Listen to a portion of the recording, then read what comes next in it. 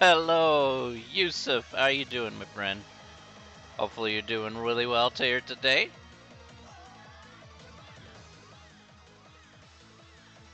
I hope you're doing okay.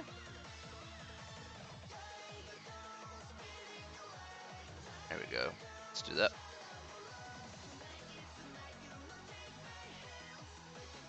How you doing this, well, afternoon, where you're at, Yusuf? Or evening. Actually, afternoon.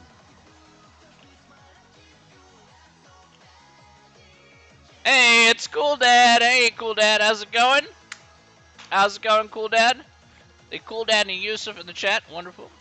It's going, Yusuf, it's going really, really well. Thank you very much for asking. I really appreciate that. Yeah, it's actually going rather well. We are heading into the latter stages of the semester, so we got 7 more days, 1 more week to go. Look at that. Cool Dad, good morning to you. Good morning.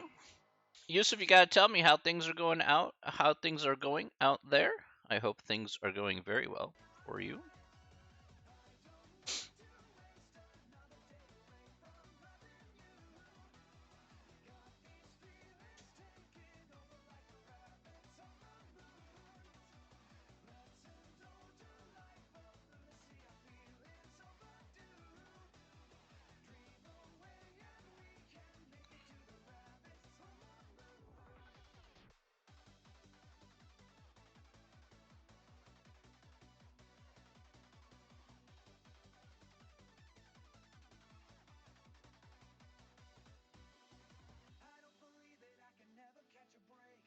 I hope everybody's doing good here today. Got we got more question and answer things planned here. Oh, well, that'd be helpful if I do that. What's the temperature? That's a good question, actually. What is the temperature, Yusuf? I don't even know. What's our temperature for today?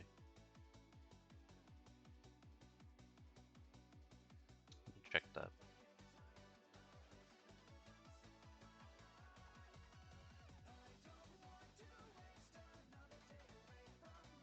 It's about 13 today. So it's about 13 C here today, Yusuf. Thereabouts. So, yep, it's a little bit on the cooler side over here, but you know what? Still nice enough weather for this time of year. I mean, hopefully it'll be warming up soon. More along the lines of probably by the end of the month, it'll be probably warm enough to go without a full coat, so or a light coat. So there you go. Megan, happy Wednesday to you. Hello, hello, hello, hello. Good morning and happy Wednesday to you, Megan. Hopefully things are going really, really well here. Hopefully, past couple of days have been pretty nice.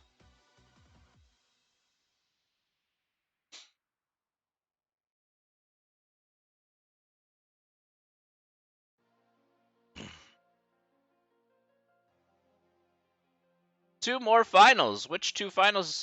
Which two finals? Because it's not my final. So unless you're planning to try and improve your score there, and you finished up pretty early, so gotta give kudos to you, Megan.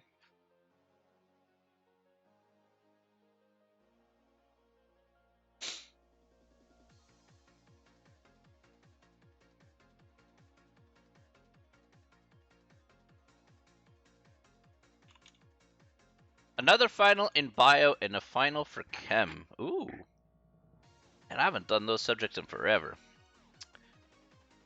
Which one will be easier? I hope the usually chemistry is slightly a bit easier than bio, but everybody's got a thing in terms of how they understand things. So yeah, chemistry I always figure. Yes.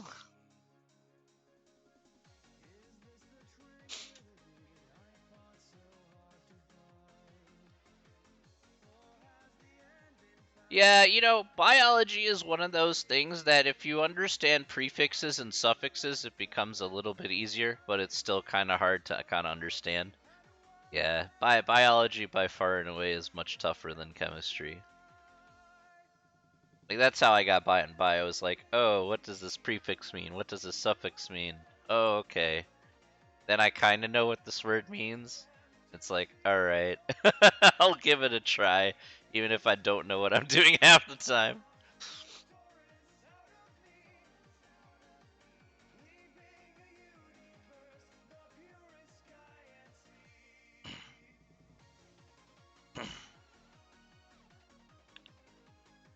What math subject? Today, Yusuf, is a more of a question and answer session for people doing stats. So if you have a question about stats, then you can certainly ask me questions regarding that. That's perfectly fine.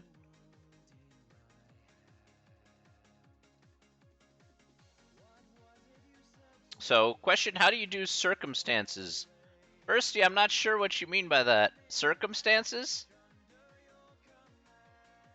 I'm a little confused by that by what that means there. Oh yeah, I better do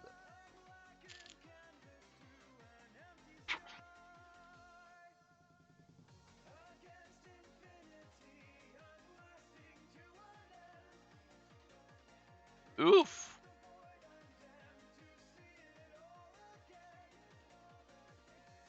Yeah, I know nothing about muscles and stuff. Cause well, the reason why I don't know much about muscles because I know I don't have any. So to be fair, it just doesn't exist in my reality. Is that chocolate milk? No, no, no. This is milk tea. I got milk tea here today. Chocolate milk? No, no, no. I got tea. That's what I got. Milk tea.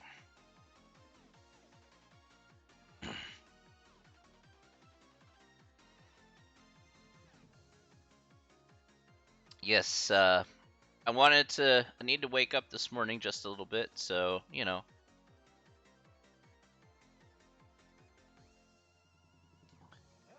First, you gotta tell me, what do you mean by circumstances? Is it circumference that you're talking about, Firsty?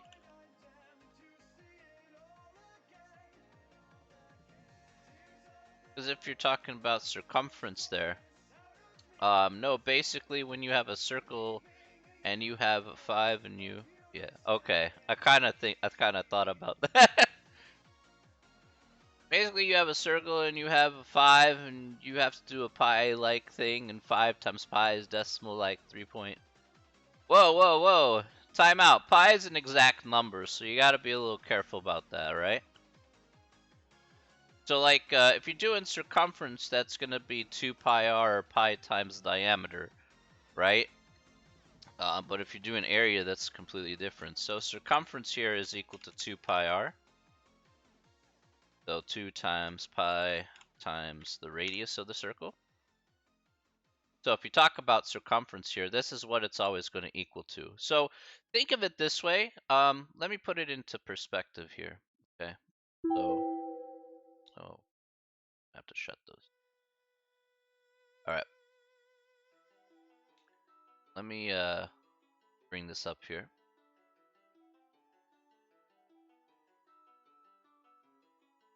Okay. So basically, the best way to kind of talk about circumference is just to put it into different terms, right? Circumference here is equal to the perimeter of a circle. All right. So one of the things to understand is circumference is just a super fancy word for perimeter of a circle. All right. There's really no difference in that regard, right? So let's go to the big board here for just a second, and then I'll explain. So basically, at the end of the day, if they ask you for a circumference of a circle, all you got to do is you can follow one of two formulas here. Circumference here can equal times 2 times pi times r being the radius of the circle. Or you can also use the other one here.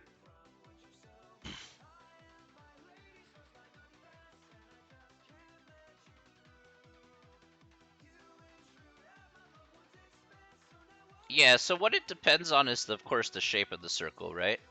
So I'll show you how it works, right? There's two formulas that go with it. 2 pi r which is with using r as a radius, or d using the diameter of a circle. They're both the same formula. The reason why is because for diameter specifically, that's equal to 2 times the radius, all right? Again, on a circle, basically, you can imagine a circle being here. Here's the radius, would be from the center to the edge of the circle. So it's like, hey, I want to be, I want to go from the center to the edge of the circle here. That's going to be a radius. Or again, if you go all the way through from from one end of the circle to the other end, that'll be the diameter here. Okay. So if you wanted to find a circle that had, let's say, I don't know, let's go with a circle here of radius 3, for example. Let's say this had radius 3. And the circumference here is just basically 2 times pi times 3. All right, so this is equal to 6 pi. And then if you wanted a decimal equivalent, you want to use, I would use the calculator in all honesty, because you can get away with that. Let's take a look at that.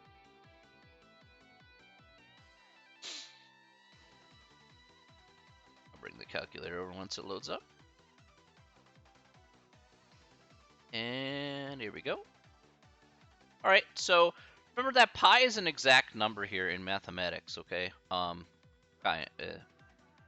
I don't like using 3.14. Pi is like 3.141592654. It's an infinite decimal, essentially. So we could do, again, 2 times 3 is 6. We could do 6 times pi, for example. And here you would get an actual value here. Now, I don't know how many decimal places you would actually round to on your test there, Firsty. But it'd be like 18 point, oops, go ahead and hit the back button on that.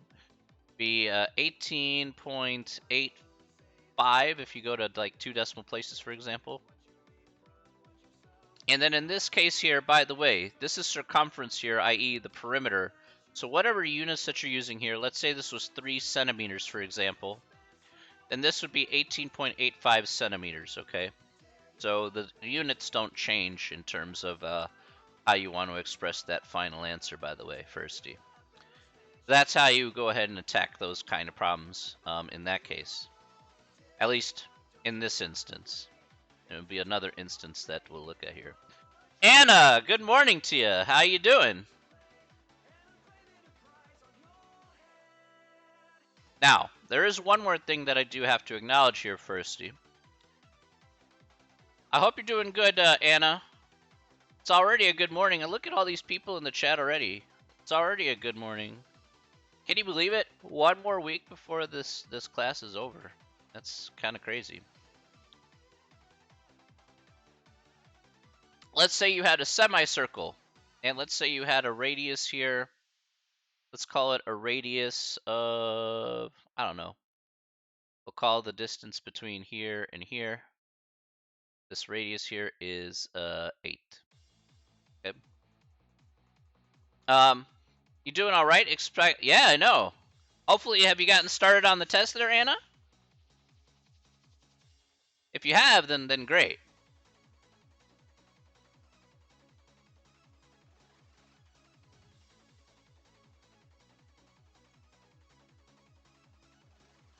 Oh, I forgot to factor in your homework there, Megan. Oh shoot, I have to do that still. I have to factor that in still. I will send you an email in regards to that, Megan. Yeah, big oof on me. Not yet. Planning to do it Friday or Saturday. Yeah, that's my fault. That's my fault, Megan. I'll email you your grade when it comes to that. I'll have to do that after I'm done here, in the afternoon, or in the afternoon. I will compile your grade because I gotta look at the point structure. Megan's gonna be mad at me like, you suck, and I'm like, oh yeah, I kind of do. I'm sorry. All right. All right, Firsty, let's say you had a semicircle that looks like this, a half a circle. If you have half a circle, essentially what you're going to do is use the same formula here. Let's say 2 pi r. So you're going to use 2 times pi times the radius. Now, because you have a semicircle here, then the extra addition that you need here in this problem is you need to divide by 2. Okay? I understand what Megan feels like. Like, pfft, you never follow through on time. Psh, what a worthless guy. Like, yeah, that's kind of fair. Yeah, so it's not divided by 8. Take a look at where I put the 8. So it's 2 times pi times 8, and then I have to divide by 2. Okay, I have to divide by 2 because it's a semicircle. Yeah, actually, we got some serious things to talk about here today. But not worthless math. We want to kind of put it that way. Oh, no, that's cool, Firsty. All right, so if we divide by 2, essentially you can cancel out these 2's, and you're left with 8 pi. And so remember, this is with the radius. With the diameter, it's different. So then we actually have to physically divide by 2. But so we get 8 pi here, so we get 25.13 if we go 2 decimal places. Now, that's that one situation. A few more situations to look at, Firsty. So that way, I want you to get like a good look. I want you to get a good look, Firsty, at like a lot of different situations about how to deal with it, because you're going to see like various different types of problems. Because it's one thing I know about tests, Firsty, is that it's predictable that they're going to throw you like certain things that you haven't seen before, possibly. So you always take into that account. So if I did another semicircle here, and let's say I was given a diameter here of 10. This time we have a diameter of 10. Now, because you're given a diameter of 10, you're still going to use this same circumference formula, but in this case, you're going to go ahead and use the second version, which is pi times diameter. So in this case here, using pi times diameter, which is 10, but now, because it's still a semicircle, you're still dividing by 2 at the end of the day. So at the end of the day, you do 10 divided by 2, which is 5, and you get 5 pi here. And you can just do that strictly on the calculator, doing 5 pi. And then you'll get 15.71 if you go to 2 decimal places.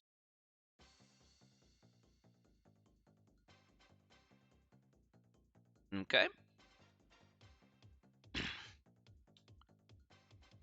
All right. So that's with the diameter thrown in is like, okay, it's just pi times diameter, and then you take into account, yeah, I have a circle, and there you go, winner, winner, chicken dinner. Now, the other type of problem that you may run into, there is actually one more type of problem here, and that is if you're given even a smaller circle. So let's say you're given a quarter circle. Let's say you're given a quarter circle like this, and let's say you're given a value here of, let's call it 2. All right, let's say the radius here of this circle is 2. So r here is equal to 2. Now I want to find the circumference of this quarter, let's say quarter slice of pizza, or a quarter slice of the circle here. So what I would have to do here is I would take 2 times pi times the radius, which is r, which is 2. However, because now that I have a quarter circle, okay, I have a fourth of a circle, basically, instead of half a circle, I'm now going to take the step here of dividing by 4 instead of dividing by 2, because I have a quarter of a circle. That's right, Firsty. So all we have to do is then figure out what that is. We did 2 times 2, which is 4. We have 4 pi divided by 4, and then, so basically one thing to do, Firsty, is don't factor in the pi until the end. So do the stuff with the regular numbers first, and then multiply by that, whatever number that is, multiply by pi at the end, because it's significantly easier. Like in this case here, you do 4 divided by 4, and then you get 1 pi, right? Which is just pi, all right? So you're not doing anything super fancy here. You're leaving pi alone essentially until the very end. And then here you get the 3.14 if you go into 2 decimal places for a circle that with that circumference. And that's how you can get circumference, i.e. the perimeter of a circle, to work out. So, few different looks about how to actually find the value of half a circle, quarter of a circle, or a full circle, depending on the circumstance that you're thrown in a test. So,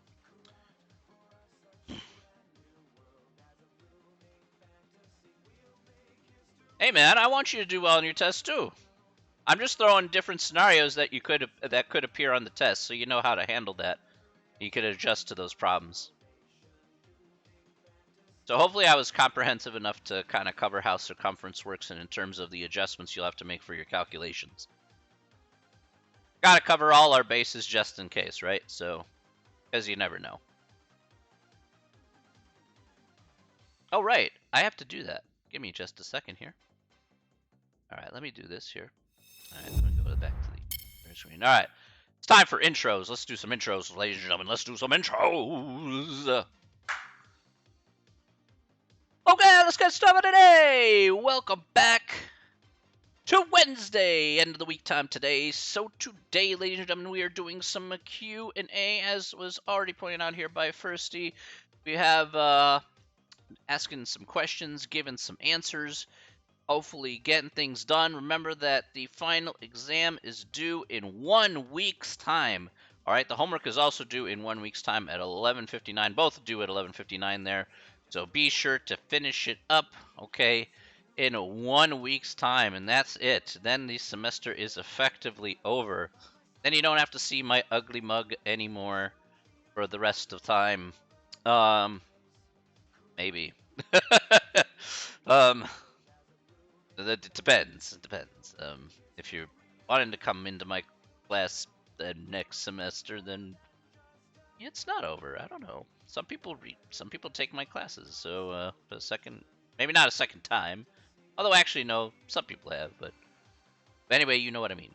So if you take another class with me, then there you go. I'll be back. Here to ruin more people. Uh, you're graduating, you think? Well, I'm very happy that you'll be graduating. That's exactly what I would set out to do. But I'll be back for no reason. Yeah, one thing I'm just gonna say right here. I'm glad you brought that up, Cool Dad. One thing I just say right here. I'll still be streaming here on Twitch for the foreseeable future at this point in time. You're more than welcome to come into the stream at any time and just participate or sit and chill or just talk, just kind of sit and chill and talk and stuff. So you guys know the drill from from this whole semester that anything can happen. Anybody can pop into the stream and have a nice time and have a nice chat. So anybody and everybody is welcome in the stream. We are an all-inclusive stream here. So if you want to come back and just sit and talk math or talk other things with me, that is so that was your only question. You're gonna go study for more exams? Yes, I'm gonna email you later this afternoon, Megan, with your grade. Okay, I promise. All right, I'll figure that out once I got that compiled and put together. Megan's leaving me because she's like, I'm so sad right now. I'm crying. Megan's leaving me. have a good one. All right. Good luck on your other couple exams there.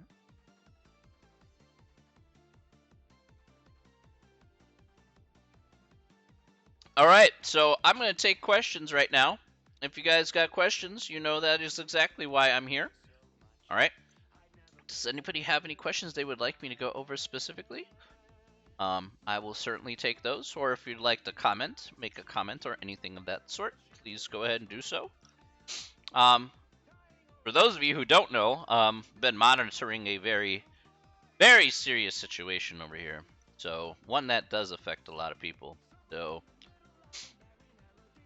for those of you who don't know what's going on right now, things are not looking so bueno right now. Although we are, let me check what's going on here. Actually, I do need to check that out. It was right there. Yeah. Okay. So let me put it into perspective here. There's some serious things that are actually going on here in the United States that actually do affect you. And this is especially true when it comes to mathematics. One of the things today that I've been monitoring has been monitoring the markets. Now, the markets have been pretty brutal today. Actually, they've been pretty brutal for the past 3 days. So literally the market has dropped nearly close to 150 points in the past 3 days. Now, why is that? Is that happening? Now, I know people don't care about the market or the stock market or anything like that. All right, but it's really about the underlying reason about why this is happening. That is talking about something that does affect you, and that is inflation. And inflation is definitely one of those things that certainly all the prices of goods, you probably have heard about gas prices going up and whatnot, but now the prices of base goods are now also going up as well. So, inflation is one of those things that has soared from last month, soared 4.2% in a single month for all consumer prices. So, it's like 2008 all over again. So, you can see that inflation here is actually it's a pretty serious thing.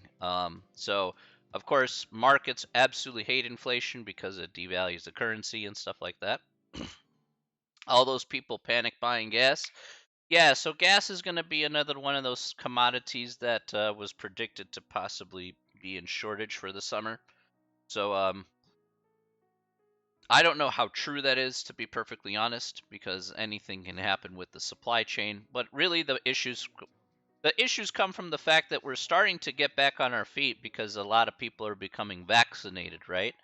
So a lot of people are starting to go out to eat, go take trips, go do the regular things that they were doing before this whole pandemic happened a year and a half ago. Okay, so things are starting to ramp up. The problem is that we've had a lot of shortages and there was a lot of, money put into the general population like the stimulus checks, which of course drive up the price because now everybody has this extra money. Then businesses are like, well, we need to raise prices in order to get that extra money. As you know, that's how a lot of inflation happens, or the supply chain has been broken for like a year in a lot of places. So a great example would be like computer chips. You guys know that if you're trying to buy like a graphics card, the prices are ridiculous and you can only get them on secondary markets for like a ridiculous markup. So you try and buy an RTX 30 3000 card, it costs you like $1,800 and retails for like 1,000 or something. So it's pretty crazy, right? So prices are inevitably going to go up as a result, and you have to be careful about inflation. At least the markets were reacting about inflation a little bit differently. But how does it affect you? It affects you is that when you go to the grocery store, you're going to see higher prices for a lot of those staple goods that we are normally see to be a little bit lower cost. So how long does this last? I don't know, but that's something to be in consideration if you're going to try and buy more things or try and buy more food. That does affect a lot of people at the end of the day.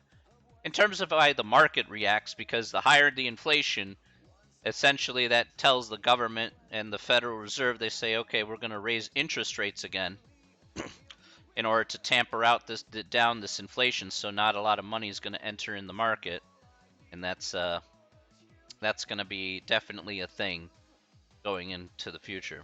I'll pass on maths but fail English. So wait, how did you fail English, FIFA King? What happened? Were you supposed to write papers and stuff? Because that's what I did in English class. It was write papers. And then all I did was BS most of those papers. I mean, I don't know what else to tell you there.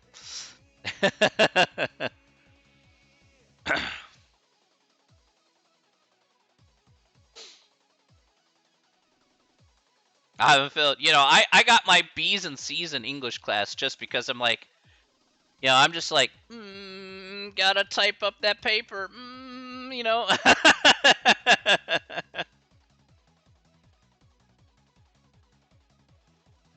Thank you for the hydrate, Anna. I appreciate that very much. I really appreciate that. You're in year 9. You're in year 9, year 10, 2 weeks ago. Okay, very good. Yes, Anna. Absolutely. You get your thumbs up for sure. I gotta come up with this, like, I've been thinking about these channel points, and I gotta think of some other things how to use these percentage points slash channel points. But yeah, all right. Look, FIFA King. All right, let me put this out here. Okay, you gotta answer the question: why are we failing English? All right, what do you have to do? Why are we failing English? So you say you're confident in maths, great. All right, but why are we failing English? Well, yes, it's confusing, but you didn't tell me what the requirements are in your class in order to get you to a point where you're failing English class. That's my question. So, well, of course you know. You know what assignments that you've been doing. This is how we ask probing questions. What assignments are due? What assignments do you usually have to do in English class? Let me ask you that question.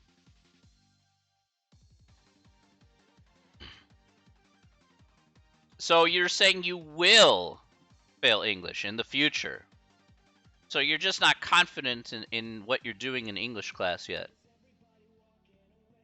Well, let me put it this way. If you tell yourself you're going to fail a class, you more than likely are not going to do well. So don't psych yourself out. That just gives you more anxiety that's completely unnecessary.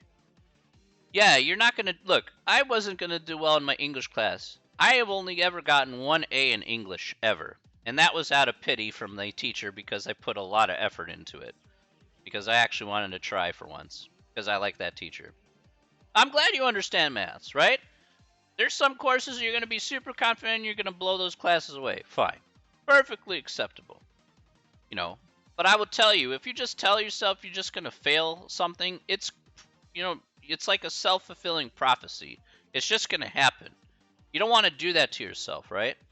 You may not be good at something, but don't put like super high expectations, Like understand, like for example, I'm really bad with physics, right? Even though it has math in it, right? I'm really really bad with physics. I don't know why, but I'm really bad with physics.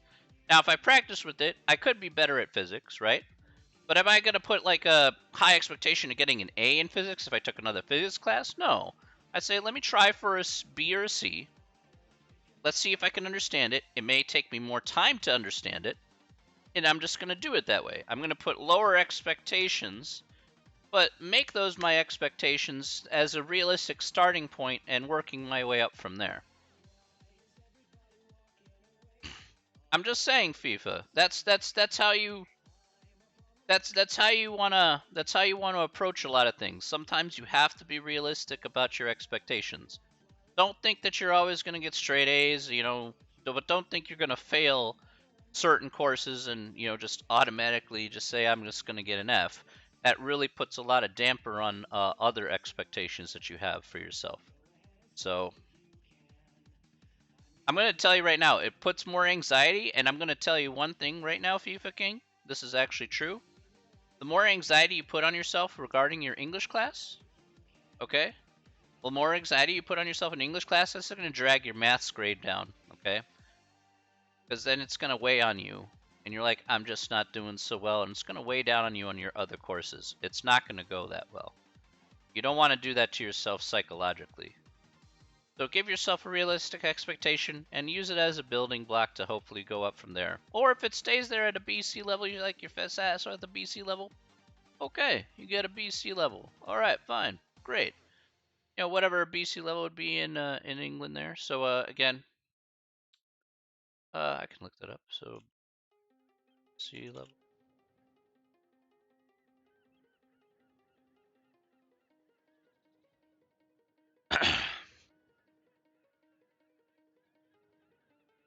Hey, could you help? Yeah, of course I can. Do you have a data set, Kristen, or do you have a data set, or are we working with I think we're working with data sets, right? Right, Kristen? 'Cause that's what we did for remember that the quartiles, right? So quartiles here.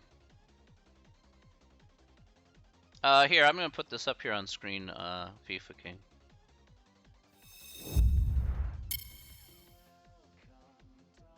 All right. So according to this here, yeah. So what I can show you how to do that there. So remember, Q1 is the median. Is the median of the data set to the left of the median. Q3 is the median, the data set to the right of the median. Okay.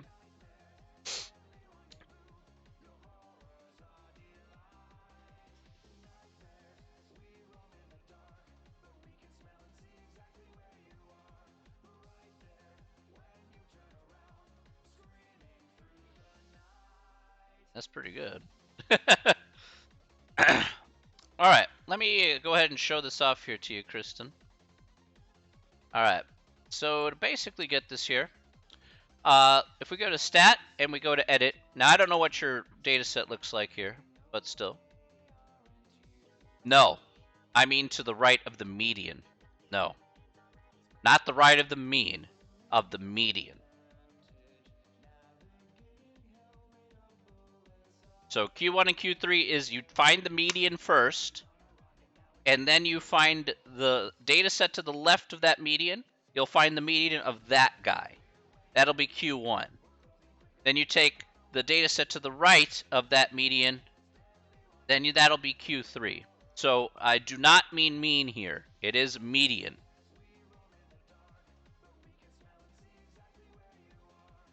So mean is completely separate here when it comes to finding the quartiles here. So I think that's the first source.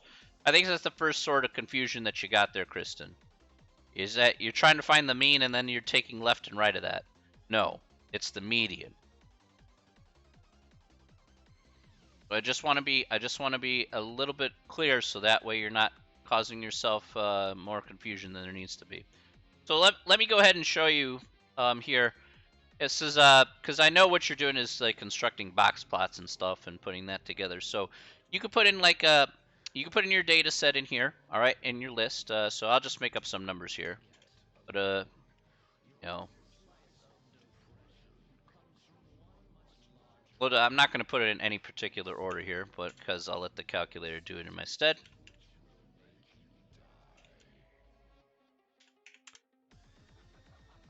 Okay, so let's say that there were, let's say there's 12 numbers, okay? I just randomly put them in, all right? Now, what I want to do here, I'm going to hit second in mode to quit out. I'm going to hit the stat key here. I'm going to go to 1 var stats here, okay? Now, underneath 1 var stats, I want to use L1. In this case here, I'm not going to have a frequency list, okay? So you want to take that out. So because you have the old school calculator there, Kristen, you have a 1 var stats. Oops. Let's put that in stats. You have a 1 var stats here. Yeah, just L1. That's right. So should be like something, yeah, like that. Okay. Okay. And then this is the numbers that I have down here now. Kristen, the next thing is that if you see there at the very bottom, you see Q1. All right? Right there at the very bottom, you see Q1. So the Q1 that I have on those random numbers I put in would be like 9.5, okay? I have a median of 20.5, and I have a Q3 of, in this case, of 31.5. Okay? All right, so, yeah, you could hit the down arrow. Yes? Question mark? Question mark? Question mark?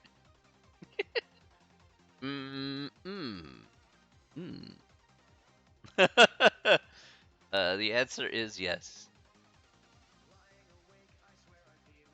And remember that, of course, because you're doing the box plot stuff, the next part here is to find the interquartile range, which is Q3 minus Q1. All right. And then, of course, you need to find your... Okay, I learned a lot right now. You have the lower and upper outlier boundaries. Don't forget lower outlier boundary here to use as a reference here is this. Okay, Q1 minus 1.5 IQR, and upper outlier boundary here. This will determine how far your whiskers will go out and all that jazz, so. Yo, I probably will, actually, honestly speaking, yeah, I probably will still be online here, Aiken. Absolutely. I'll probably still be online 2 hours from now, more than likely.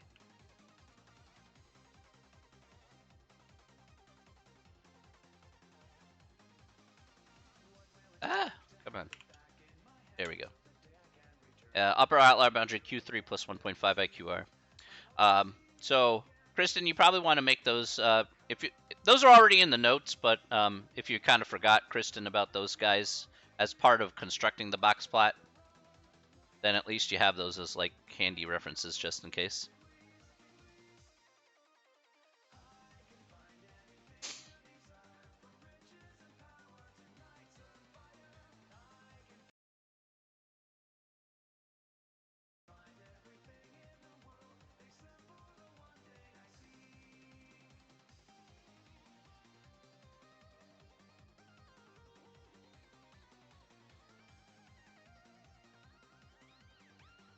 So that should probably help you out with your question there in terms of getting the upper and lower outlier boundaries, drawing your whiskers out to the data points.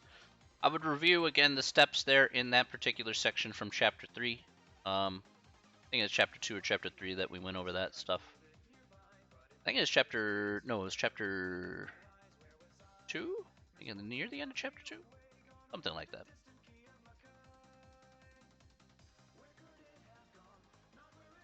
No, wait. Maybe it wasn't chapter 2. Maybe it was chapter 3 when we actually did box plots. Either at the end of chapter 2 or the end of chapter 3. One of those two. Anyway, it wasn't too bad.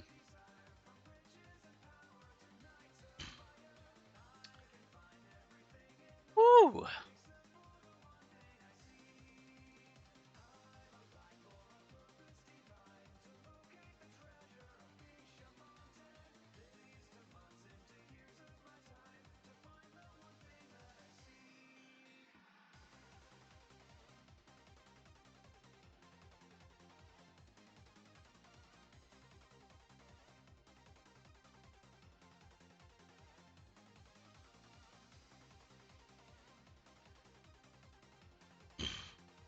Oh, okay.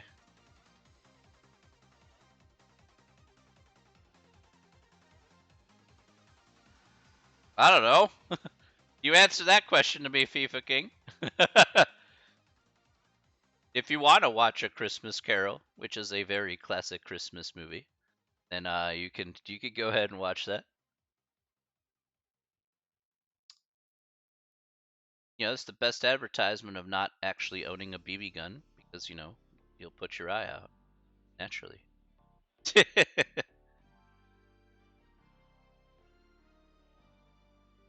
Christmas Story. I always get those confused. I never get that never get movie titles right. Oh well. I'm dumb. That's fine. I can deal with my dumbness. It's pretty common. Wow, there's a lot of countries who do this academic grading system? Dang.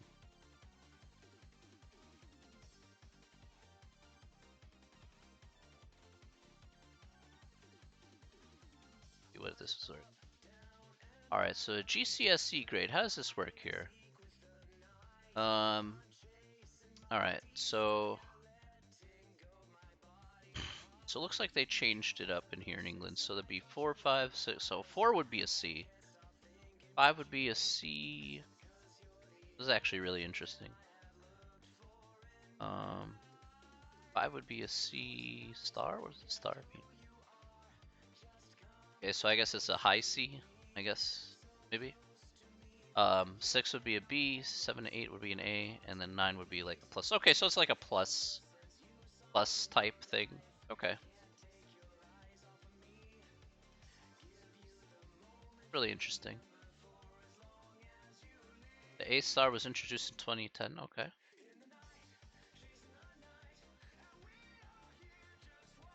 Then of course 3, 2, 1. Okay. interesting.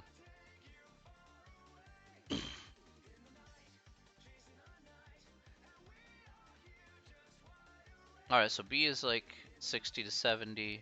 A is the best possible hires. Then you just raise the. Okay, that's very interesting. I never knew that. Now I understand.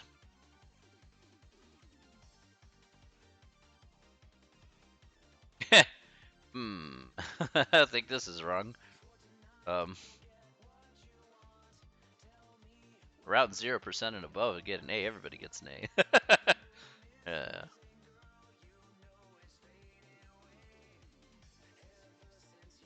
Oh, interesting, interesting.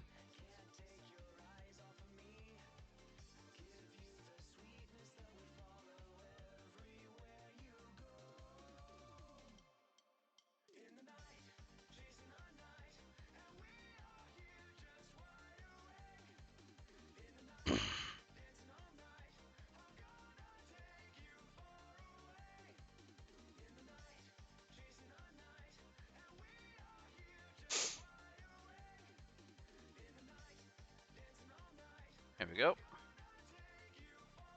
All right. Anybody have any other questions? Please feel free to ask. I'm here to take questions from you, all of you. If you have questions, and I will certainly answer them. Any homework questions? Anything that you may have?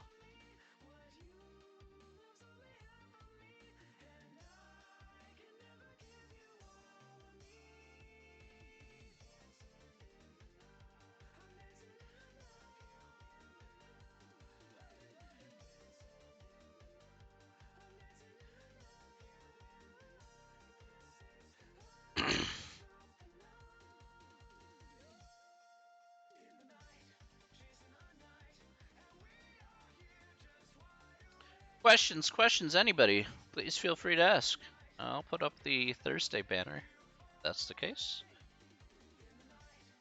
Thursday banner. Hey, there we go. At this point, open anything. It's true.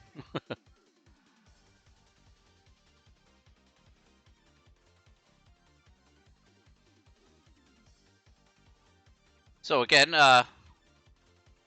gotta.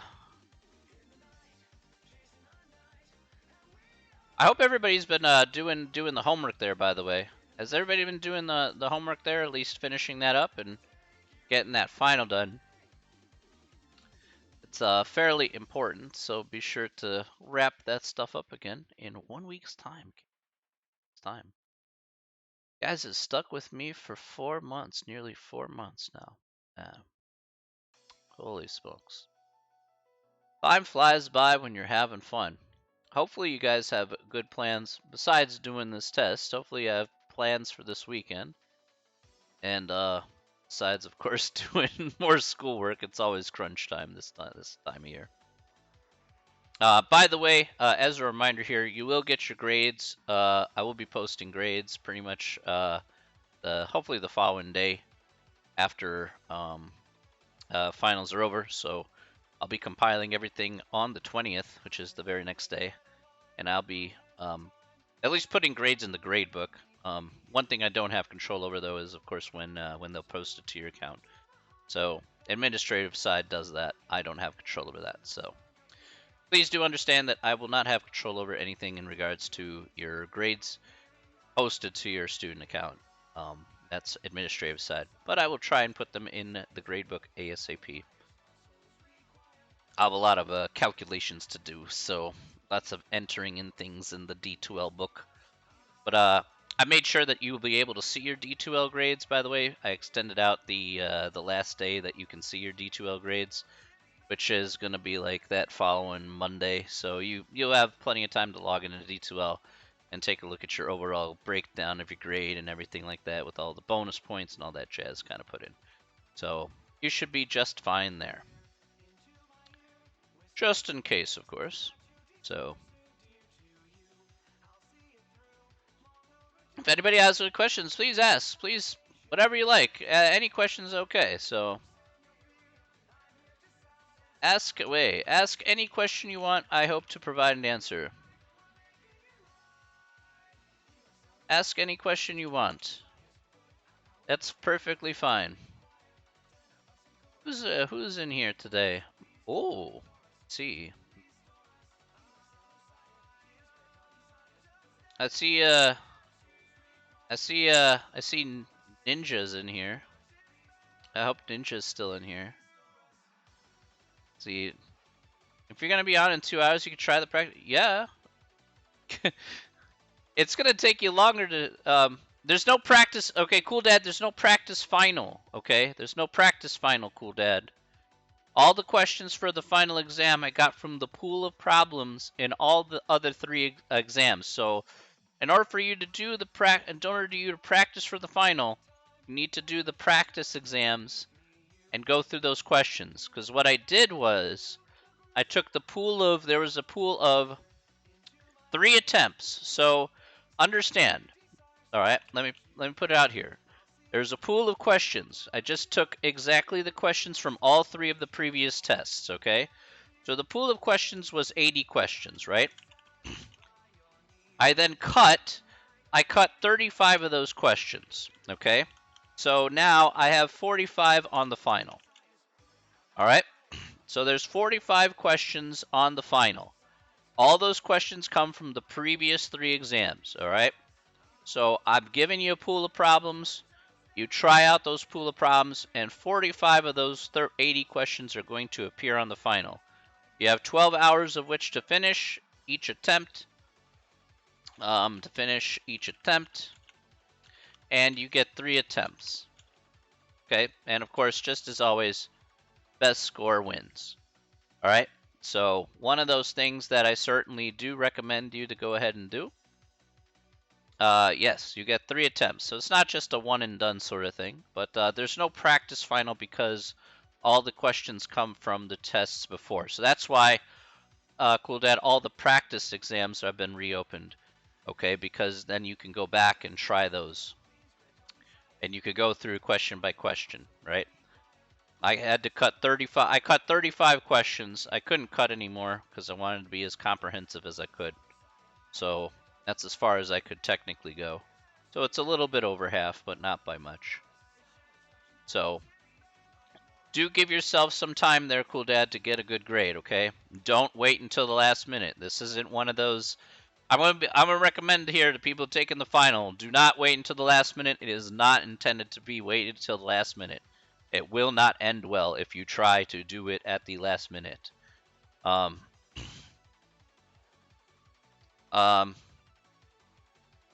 right, cool dad, read what I just wrote again. 80 questions is what you try on the practice exams. Practice. Okay, so the 3 practice exams, remember those, cool dad? So those 3 practice exams are basically going to be your practice attempts, okay, to get those 80 questions down. If you want to use your first attempt to get those, to do the final, you can go ahead and give that a try if you like. Totally your choice. If you want to use one attempt. Again, you can use a save for later option. You know how that works by now. That isn't too hard. But again, you have to give yourself time. So if you try and do this at the last minute, it's not going to end well. I know how this usually goes. So it will make you incredibly sad if you do try to do it at the last minute. Yeah. Being the master procrastinator is not recommended here when it comes to finals and homework time. You are just going to shoot yourself in the foot. I mean, I technically did say that at the beginning of the semester, but now it's even more apparent. So it'll make people sad. And remember, at the end of the day, I'm just going to point it out there. Remember, at the end of the day, the only person that it hurts is you. Okay? Doesn't hurt me, it hurts you. Okay?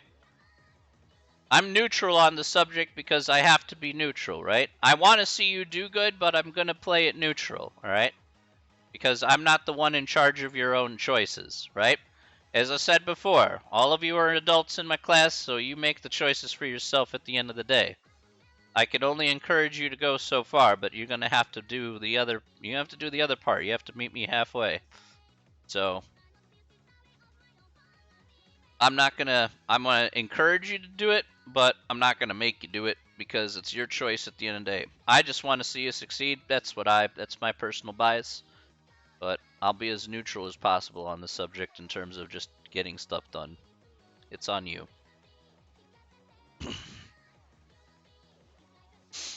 Holy mercy, that's crazy, dude. Oof. Let's at least bring up the. You know how it goes.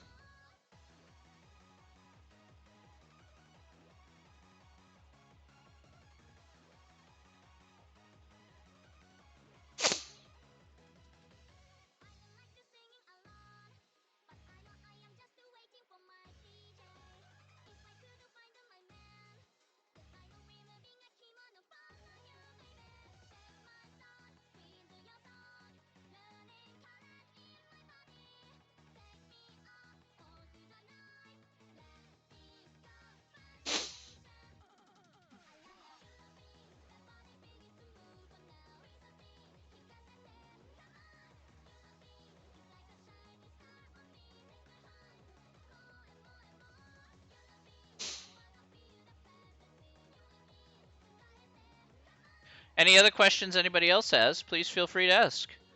I'll be sitting and chilling and just watching this chart as it probably continues to step down. Those inflation fears are pretty rough on the market right now.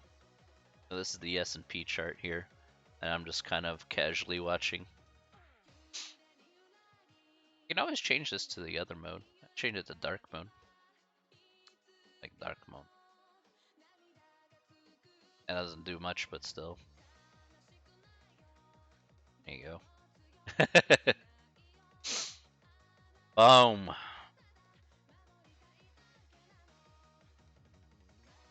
Any other questions? I'm here for questions. Please feel free to ask questions. I'm not going anywhere for a while, so yeah, just feel free to sit and chill with me, and we'll have a grand old time if you have a personal question. So,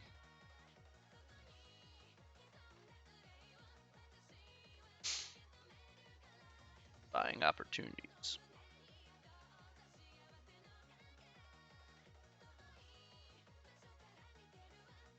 See how that looks like.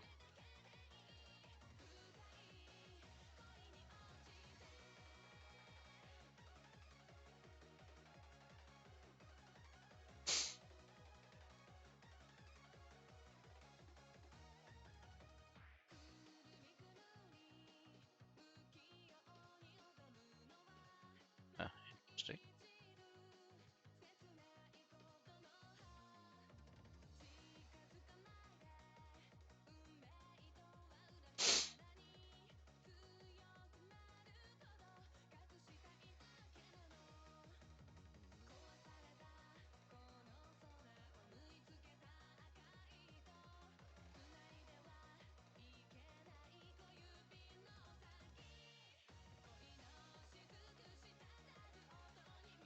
Yep.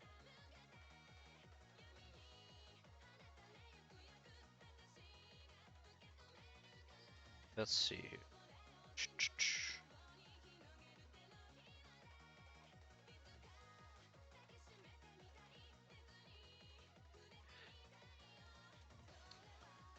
So, okay, that's a fair question. So, I didn't go on the Dogecoin train, but I did have a friend actually, cool dad. Actually, I did have a friend actually convince me to get a little bit of crypto coin, but one without any currently monetary value. So I went and he's like convinced me. He's like, hey, you know what? It's an app on your phone. You don't even have to. It doesn't even take up any battery on your phone. So let me see if I can get it here. What's the website for this? So all you do is you can collect this crypto on your phone, and you could just like you could just kind of roll with it. So, um,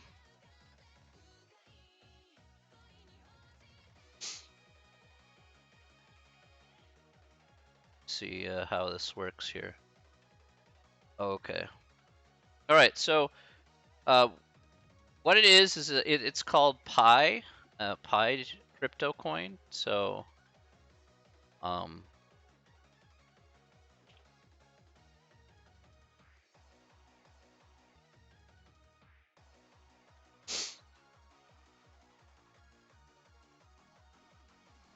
so it's called Pi crypto coin. So, of course, something more right up my alley, I suppose. But essentially, if you want to mine this crypto coin, you just leave it on your phone, and it doesn't take up any battery, and you can just automatically start gathering a little bit of this crypto coin every hour. So I get, how much do I get per hour? 0.12 Pi crypto coins per hour without having to do anything. All you got to do is click once a day on your phone, and yeah, that's pretty much it. So, and you can collect this crypto coin here. So, and downloading the app is super easy, and then I could send an invite. Doesn't sell your data at all. There's no catch. It's a crypto coin that's made up by two Stanford dudes that basically want to use it for like online trading through their kind of private marketplace. So you could sell like goods and services using Pi as a medium. So it doesn't have any value, although they did set, if it was on the market with an actual dollar value, it's not worth a ton. You're talking about between what, 1 to 2 cents maybe per crypto coin, per this Pi crypto coin. So it's been around since 2019 from what I've read about. And it's just like, they're trying to get more and more people to kind of just, have it on their phones, kind of use it, basically not use it, but, collect it on their phones and then create a market around it. So I see what they're trying to do is it's like a slow rollout plan. Take take a couple years or so for more people to kind of catch on to put it on their phones. They'll collect this crypto coin. I've been using it since, a couple days. I am up to like I'm up to 6.3 pi. Outside of that, there's no catch to it at all. You just have to kind of do it. You can collect more if you refer more people. So if you start referring people, then you can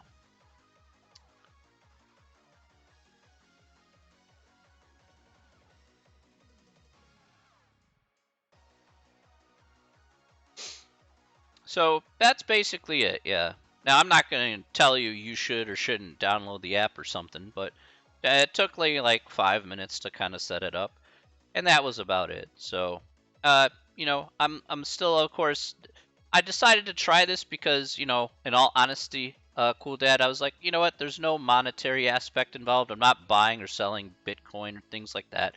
So, I'm not putting any money into it. I'm just putting a small app on my phone that I can easily get rid of if I want to. I'm like, okay, that's fine. That's not a problem. Um, it's just kind of like dipping your toe into the water, really. And it's not bad. Not bad so far. This is day 3, so really, I don't think it's so bad. And by the way, Cool Dad, there's a lot of other apps that sell your data. So I don't think this thing really sells your data, but there's a lot of other apps that certainly sell your data. If you have Facebook, Cool Dad, Facebook sells your data every day. So I don't know why you have to sound so shocked. That's the only thing I guess I would say.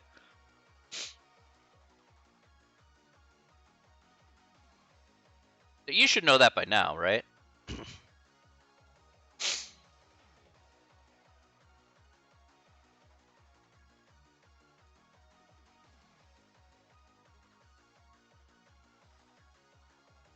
Yeah, like, it sounds pushy. I'm like, if you use Facebook, I'm like, that's like the fishiest one.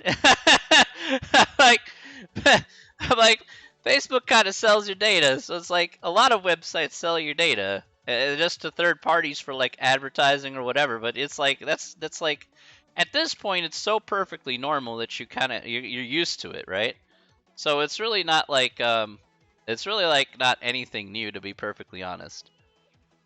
For the most part, it's pretty normal, you know. I don't. Yeah, I have Facebook, mind you, cool dad. Like, to be fair, I have Facebook on my phone.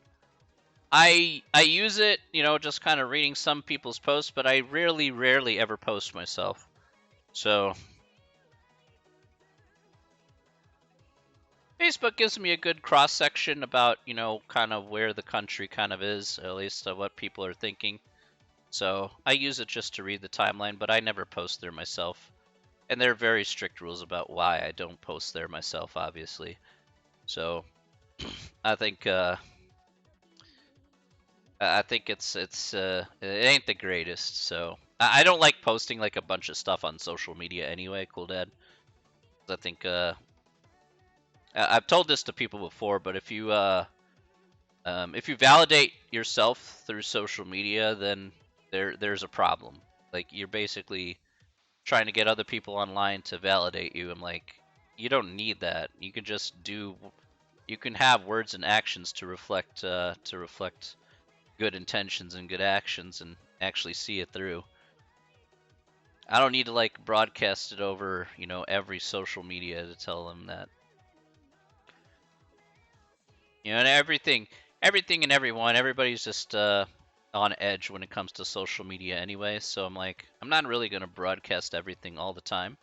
You know, I value, and just like everybody else, you know, everybody values their privacy and things like that. I respect your privacy, and you know, you guys respect my privacy, and we all respect each other's personal things. So it's like, why do I need to broadcast that to everybody at all times? It's just like, eh. Yeah, honestly, you get in arguments online and stuff like that. Really, it's not really all that useful, to be perfectly honest. So most of the time, I'm just like, yeah, it's a thing. Yeah, peaceful and happy. Yeah, exactly. You can be peaceful and happy and not have to be posting online all the time. Like, I'm glad you guys come here. Trust me on that. You guys come here. You guys, hey, I want to sit and chill and have a nice time. I'm like, cool, let's have a nice time. You know, but I don't need to like throw hands with anybody. Yeah, if you use Messenger with like your friends and stuff, Toaster, yeah, it makes perfect sense. But I think you guys can agree. You don't need Twitter wars anymore. Okay, Twitter wars are just absolutely horrible. All right, like I like Twitter, but I don't like Twitter for half the things that people say on there because it's just disgusting. Like, it gets really ugly on Twitter. So I'm like, you don't need Twitter wars. You can just look, just be yourself. Not everybody. Was that person that's like, yeah? Let me put it this way. Let me put it this way, right? Your class is like this, right? I have like 28 people in class. Now I could say something here in class, right? I could state an opinion about whatever. And I will tell you right now, unless it's glaringly obvious, not everybody in those 28 people are going to agree with my opinion. Okay? It's hard enough to get, you know, 10 people to agree with you, and use like 28 people to agree with you is even harder.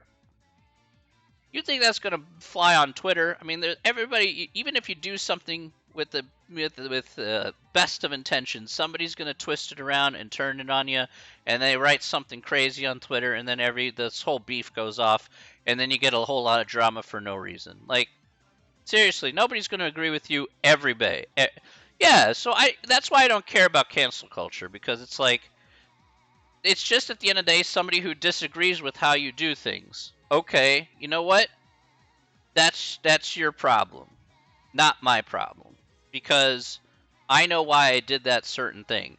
Now, if it's really bad, I agree. That probably should be something I should be called out on. But if you look at it, it's like, it's pretty innocuous. You know, like most things are pretty innocuous, and some people just like to blow it way out of proportion. Then you need to stop, and you need to like look back at yourself and say, why are you even trying to do this? Like, because most of the time, the people who want to cancel each other out are the people who are the people who are just going to be keyboard warriors and want to take offense for the sake of taking offense. That's what I've mostly noticed through all these crazy things. You know, some things I will admit need to be called out on, but most things that I see from the cancel culture thing probably just don't need to be called out on it. Most of it is just like it's ridiculous. So it's the same thing as like I liken it to this, like Toaster, like somebody does something like 5 years ago, right, or 10 years ago, and then you call them out and says, "Oh, you did this 5, 10 years ago." I'm like, okay, they did it 5, 10 years ago, but they could be a different person from what they were 5, 10 years ago.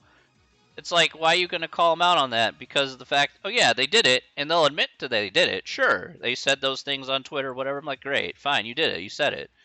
But are you a different person than you were that 5, 10 years ago? Well, yeah, certainly you can be. So I'd give them the benefit of the doubt. Is like, let's look at their actions now. Are they different than what they reflected from 5, 10 years ago? Be like, yeah, of course they're different.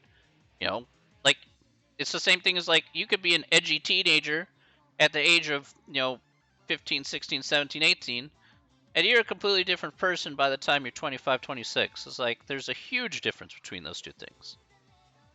So it's like, and you think about it, it's like the perspective totally changes because you're much more mature by that point. At that time, you're no longer an edgy teenager, and you're just like, yeah, you said something dumb, you said something stupid. Well, then you could be a completely different person because you got better, more experience, more perspective. You're just older, you're more mature. Yeah, that can happen. I give the people benefit of the doubt on that.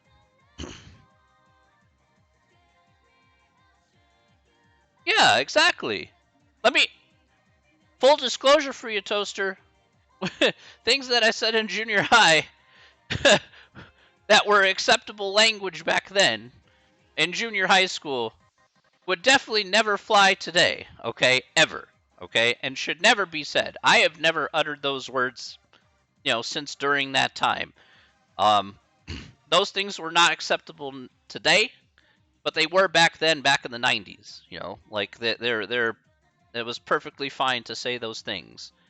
And do I regret saying those things if I look back on it? Yeah, those things are completely unacceptable and should never be said, right?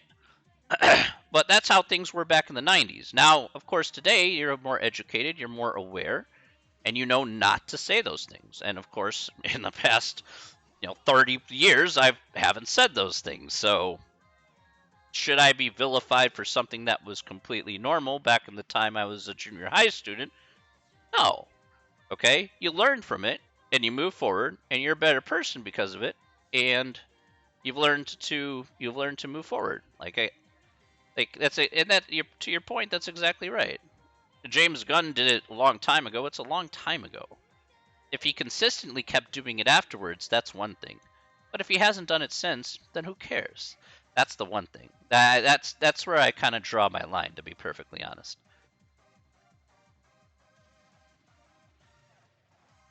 I'll move off of that.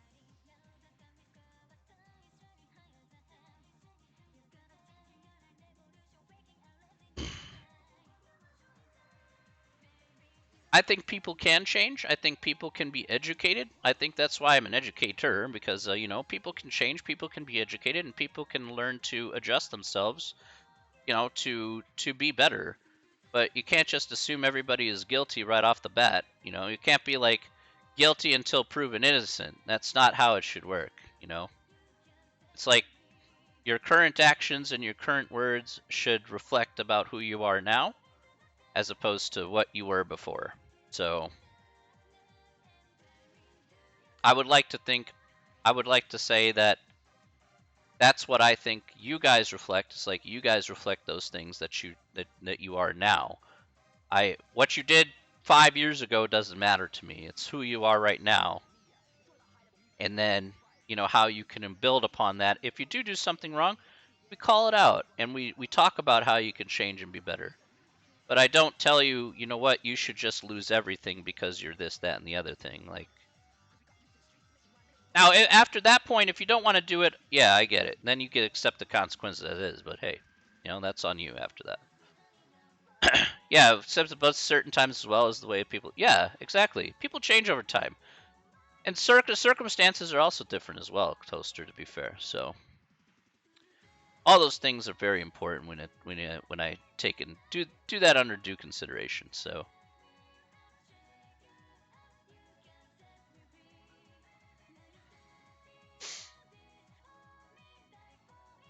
I want to judge you for being you. I think that's fair.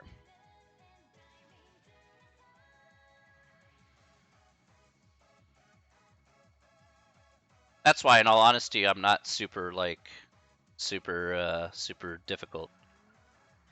I try and be I try and be pretty chill about it. So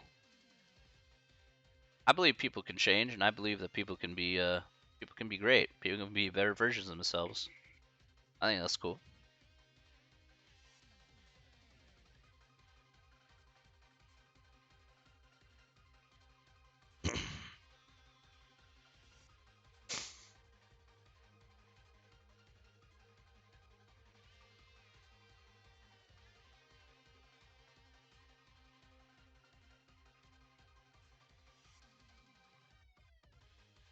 I gotta say, it's an interesting. It's interesting how to kind of balancing that out, but it's not as hard as people make it out to be. That I can tell you. Sure. The formula for inverse norm, but what kind of problems do we use inverse norm instead of binomial CDF? All right, so inverse norm here, really quick. So inverse norm should be used for percentiles, right? So the key here for inverse norm is that at least understanding that if you look at second bars here, you go to inverse norm. Not only is it normal distribution, but you have an area, right?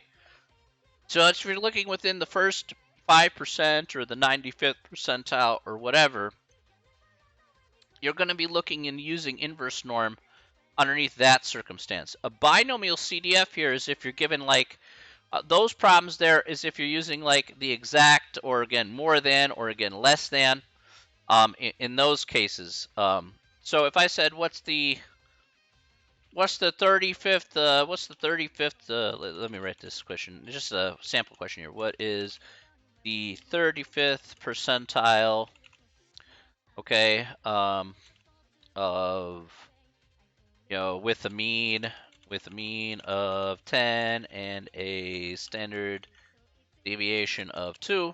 Okay, so let's say I ask something akin to this, okay, for example, Kristen. And I said, okay, well, what's the 35th percentile? All right, well, then I would put 0.35, I would put 10, and then I would put 2. All right, and then I would just take a look and see what that 35th percentile would be. And then, whoops, I didn't do that. So meant to go hit paste instead of that. All right, let me try that again. 35th at 10 and 2. And then we go to paste, and then you see, all right, well, the 35th percentile here is going to be 9.2294. All right, so for example here, it would look something like that. Again, you could also talk about the middle. Let's say if we talk about what's the middle 45% of middle, let's say the middle, yeah, I don't know, not middle 45, middle 30%, okay.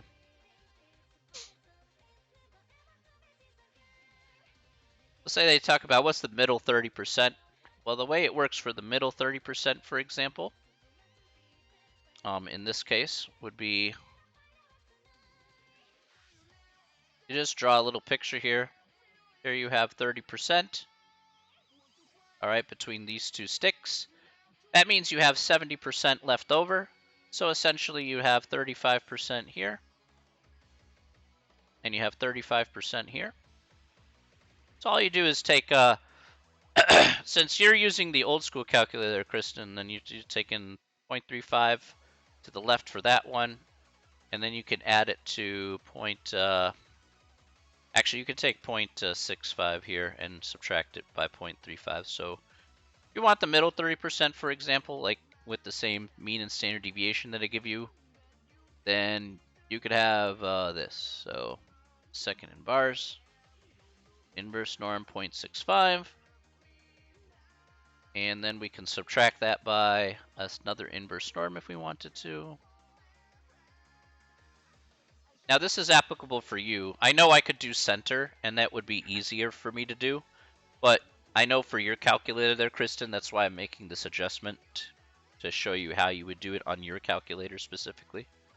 So I'm just pointing that out so that way it's not like, oh, where did this come from, you know?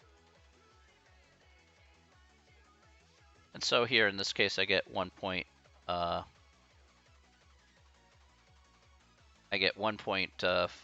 Actually, oh wait, I don't want to do that. Actually, let me do it this way. I should have done it this way. Hang on. We do 0.35 first. That's between two values. That's right. I'm doing that wrong. All right, so this is 9.2294. And then I gotta do the other one as a separate one. I totally forgot about that. That was my fault. 10.7706. Okay, so between these two values here, sorry about that, Kristen. So between these two values of 9.2294 and 10.7706 would be the middle 30% of this underneath this normal distribution, for example. And that would be effectively our final answer for that. Really not too bad.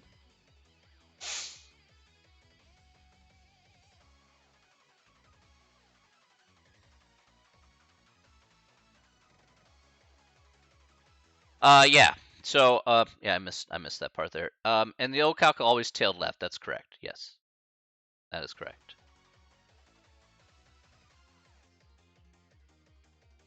You always tail to the left.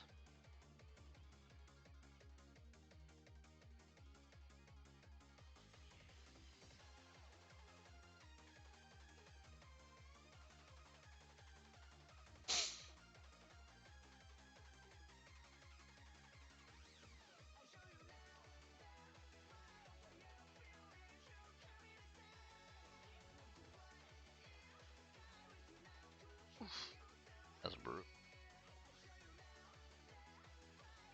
All right. Any questions about that?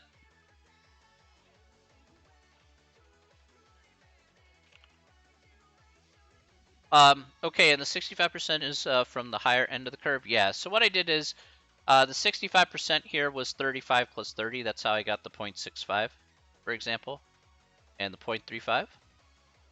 Is the final weighted more than other tests? At least in terms of the weight, it's just the equivalent to the amount of points I put on the syllabus there, Anna. So I try and give it to you straight so that way it's not confusing in terms of its actual weight. So let me go back to the syllabus here, and that will answer your question.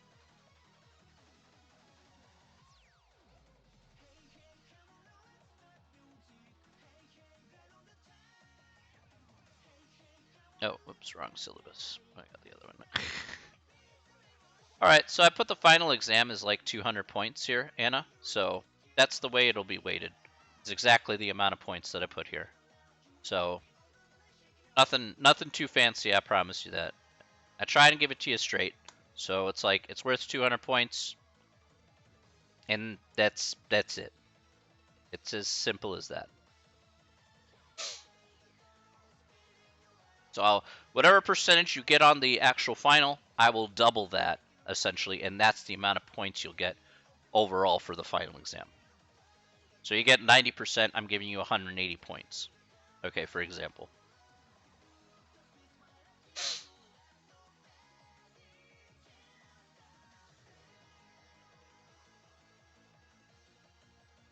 So I try to keep this as simple as possible so that way it's easier for everybody to kind of get their expectations down, and you don't have to worry about it too much, and those sort of things. This makes it easier for everybody to understand. Makes me it easier for me to understand. To be fair, know how it is.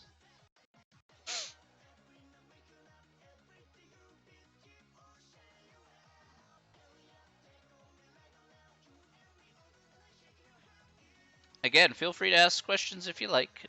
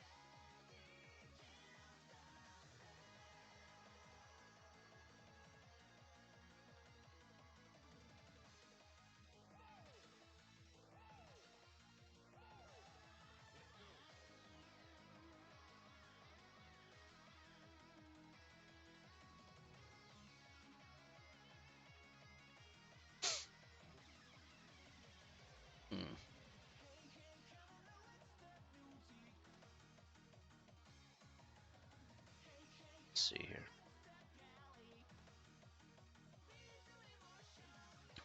For stem and leaf class, do there need to be spaces or commas between each number? I think I want to say that there just needs to be a space between the numbers. So let me check on that, actually. That's a good question.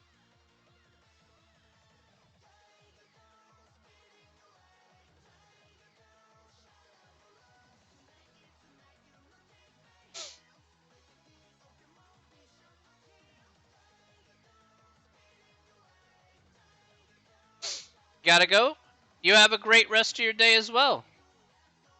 You take care of yourself, Kristen. Okay, yeah, I'm gonna check on that actually. They probably do need to be in ascending order. That part may be true.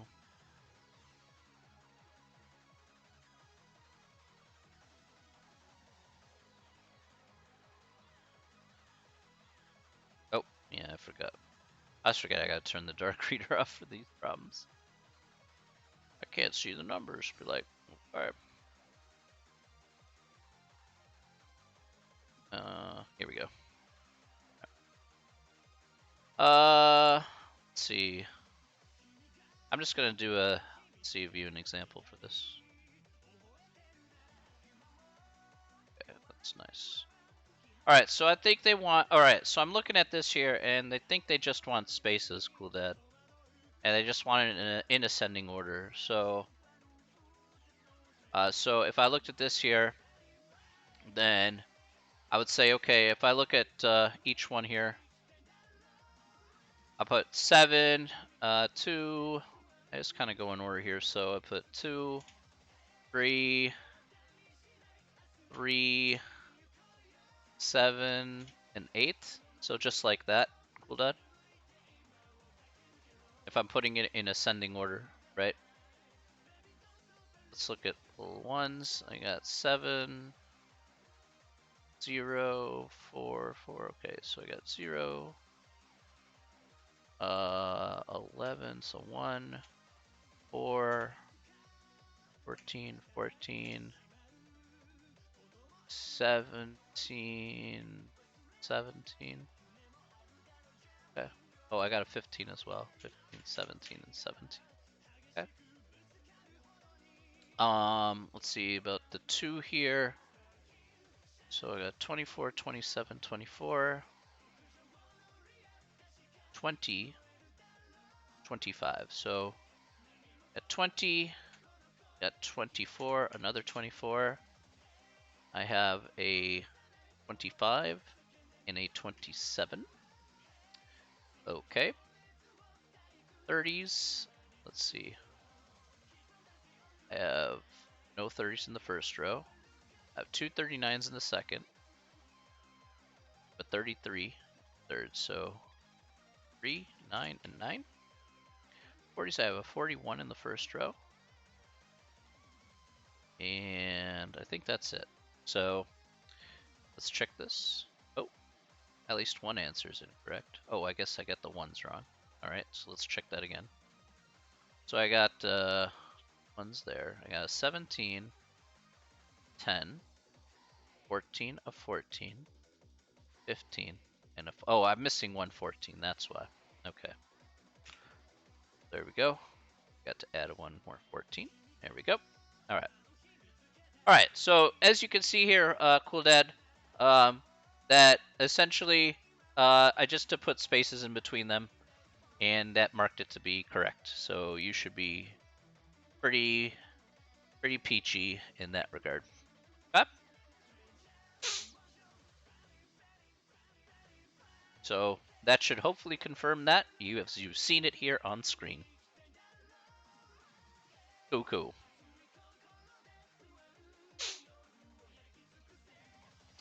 You're gonna GG this problem, you better GG that test, bro.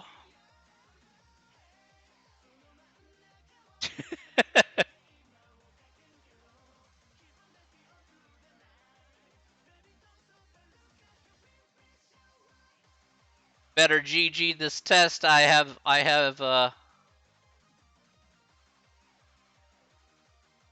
Otherwise, I'll be coming on your stream. We'll be having words.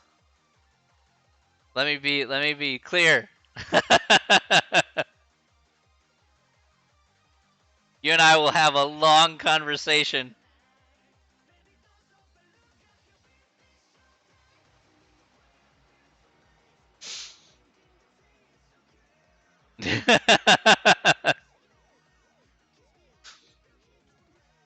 That will not be the. I want that gift sub. All right, that's fair.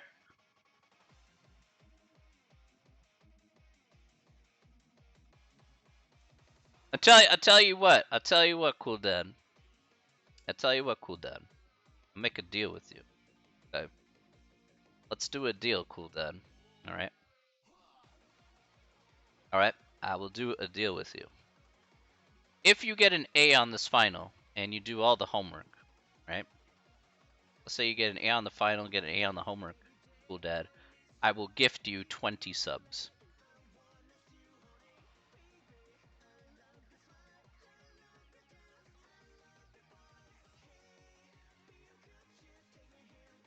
And I follow through with my bets.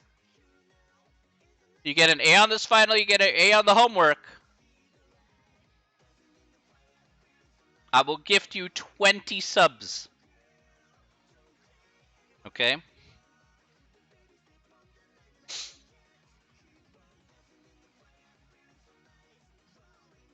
So you got motivation to work towards here. Got 20 subs on the line. You decide to be lazy, well, then I guess 20 subs aren't coming your way. I'm just saying. Very good.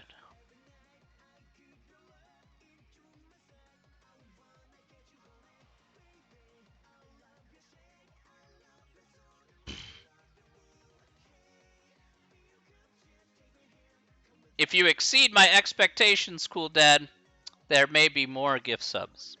So that's if you exceed my expectations. We're talking an A on average on all the homework.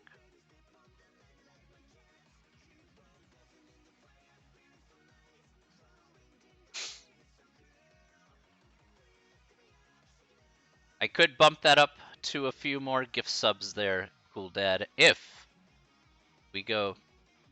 I could gift a few more gift subs if we exceed my expectations. So my mental limit is set. But if you go above and beyond that, I think there could be more gift subs on your way. So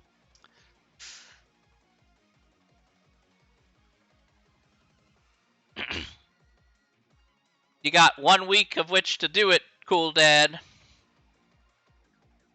1 week.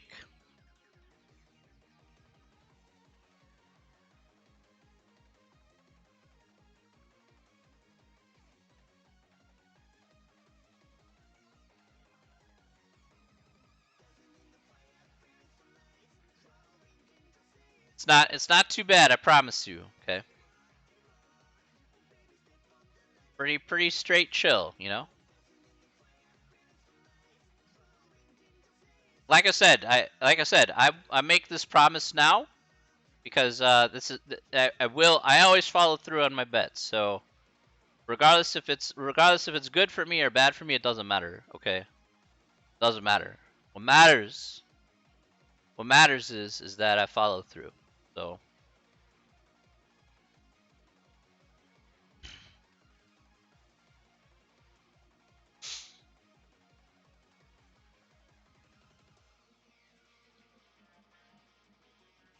all right, let me take a small break here. I'm gonna use the facilities for just a moment. So I will be right back in a few. Okay, be right back, everybody.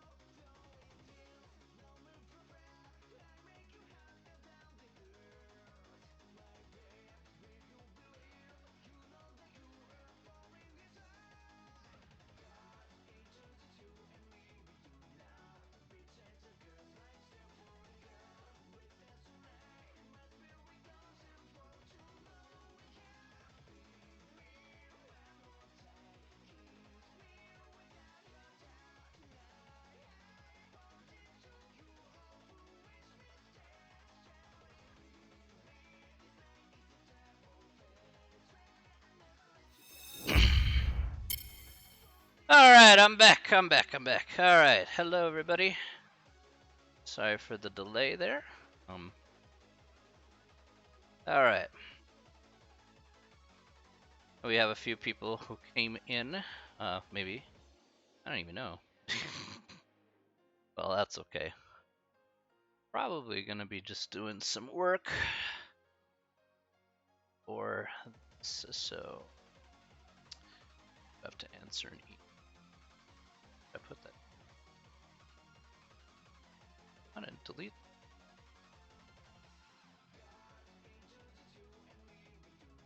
There we go. Let me answer this email.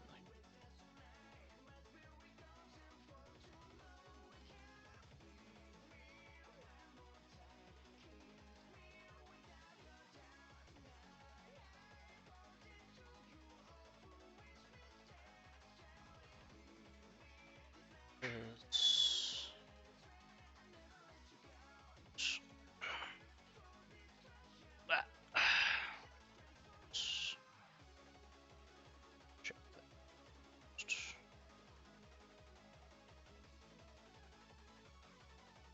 Definitely chapter 6.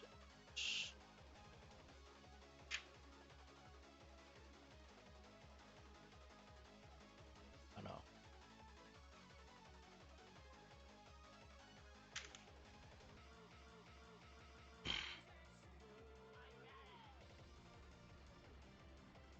Hang on.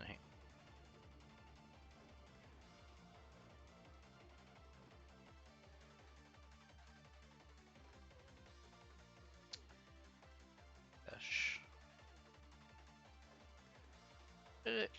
Okay. I gotta actually find this. So annoying. Alright. This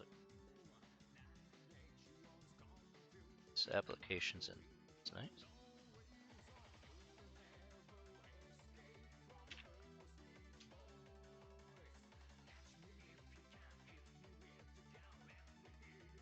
Let's do this here.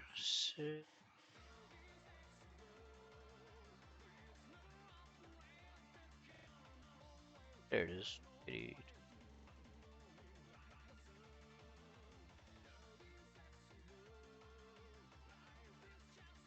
Oh, is that check?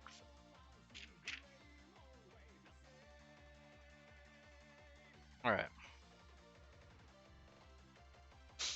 All right.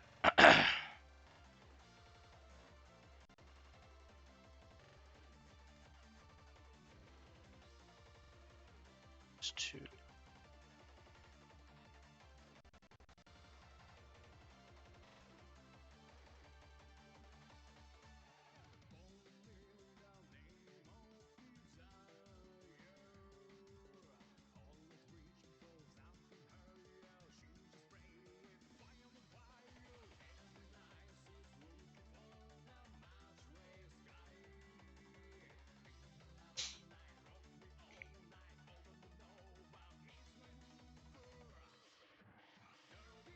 Hey, goldfish.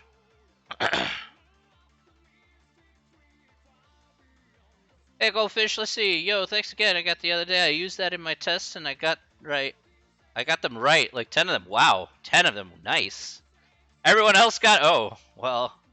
It's kind of unfortunate. But yeah, see, if you have the same consistent method, you see how everything kind of works out. Nice job, goldfish. I'm glad the process worked out exactly as intended. Privilege. Privileges. Dude, I'm so happy, dude. I'm really glad that your test you did really well with that. Awesome, dude. Nice job, man. Remember, it's not me who did it, it is you who did it. So I'm really proud of you, goldfish, okay? Really, really proud. Glad you got that. I'm glad you got that correct. So and that you're able to understand it fully. That's really, really positive. See, now you're much see, now we're in good places right now. We're in good places. If you have a question, if you have more questions though, Goldfish, you can ask me and I can guide you through the step by step how to do those next set of problems if you're confused, my man.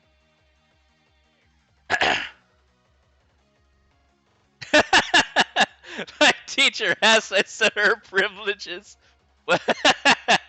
well, I'll be honest with you, Goldfish. You can always ask me. That is definitely your privilege. I'll be more than happy to answer. I'll be more than happy to answer that. You looked at me weird? Yeah, don't worry about it. You got this.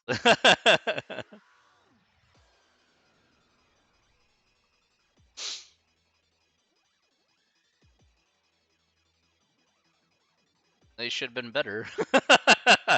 I know that's harsh for me to say, but you gotta be better. You gotta. Not you, I'm talking about him. Like, dude, how can you give a test on something that you never taught? Like, that makes no sense. That makes absolutely no sense. I want to test you on some material, but I'm not going to teach you a darn thing to do it. Okay. Well, thanks. Even in real jobs,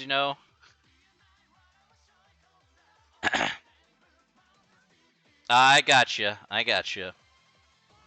Not you're 9. Okay, okay. Yeah, I'm sure there's a lot of revising, but still, it's not a fair test if you don't go over the subjects that are going to appear on the GCSEs, right? So I mean, you feel really lost when that happens, and that's not a good feeling.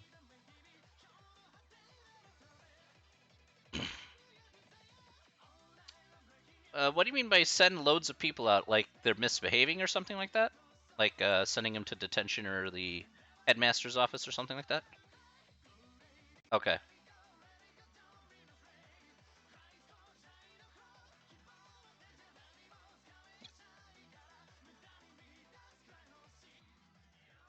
gotcha. Well, anything that he doesn't cover because of those reasons, Goldfish, and if you want to kind of brush up on that, yeah, just ask, and I'll be happy to go over that for you. I do not have a problem with that whatsoever, my friend. I'll be happy to give you privileges to um, uh, to help you out.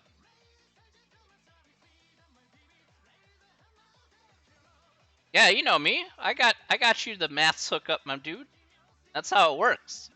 I may not be able to cover the entirety of your GCSE exams, obviously, but at least for the maths portion, I think we can take care of that. Ah, geography. Got a mock for geography? Um, wait, you got a mock for geography on the country of Haiti? On just Haiti?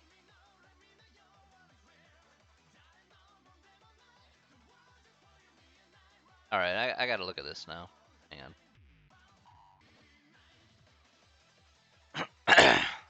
On just the country of Haiti, that's interesting. I thought about geography would be a little bit more, I don't know.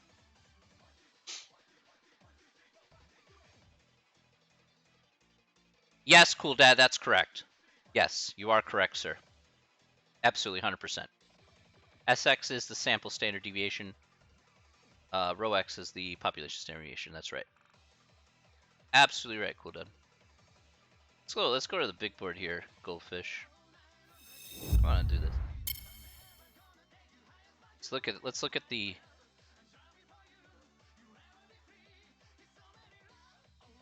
I mean, it was affected very greatly by the earthquakes.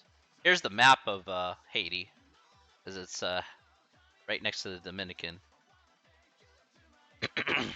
I don't know if you have to identify any places besides Port-au-Prince, which is their capital. Could look at the satellite on Google Maps.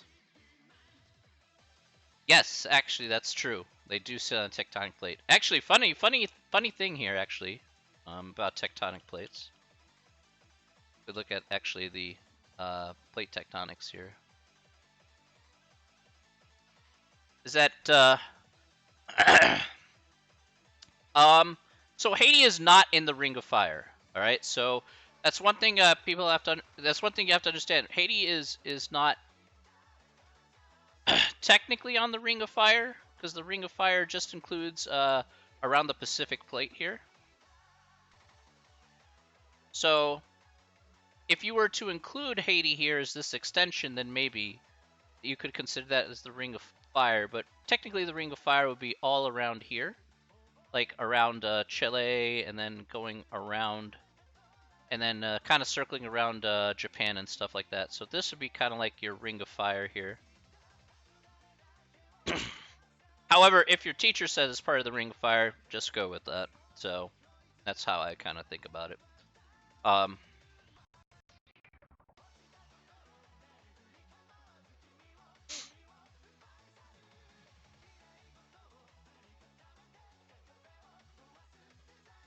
well, yeah, I mean, look, there's so much proof about tectonic plates. Yeah, wait.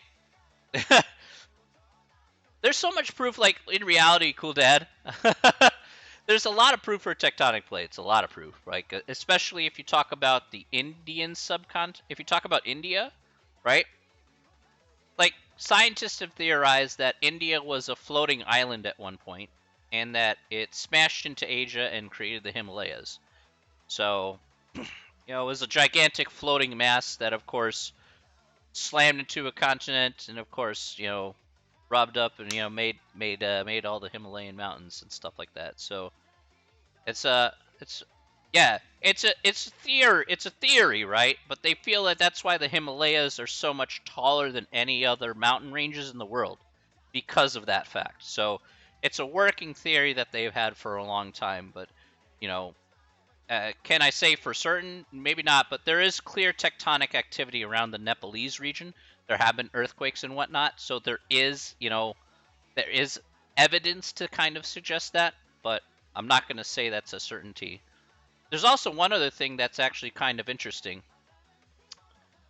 There's actually one other thing that's kind of interesting. Tokyo, where I lived for 3 years there, has three tectonic plates rubbing up against each other at the same time. So if you look carefully at this picture here, you can see that right where Tokyo is situated, there are actually three plates that actually intersect with each other in this same little area. Hence why Japan by itself already has a lot of earthquakes and whatnot, and is definitely on the Ring of Fire. But hence why Tokyo actually is very vulnerable to earthquakes quite often. So, and everybody in Tokyo is kind of looking out for the next big one to come around. You know, kind of like what happened in 2011 with the tsunamis due to the um, 9 Richter 9 earthquake that happened to occur out there. So, yeah, yeah, exactly. So it's really interesting, right? Everybody knows that South America and Africa kind of fit together into one kind of plate here. Where do they have it here? They have a actually. I wanna take a look at that too. Um, they have a.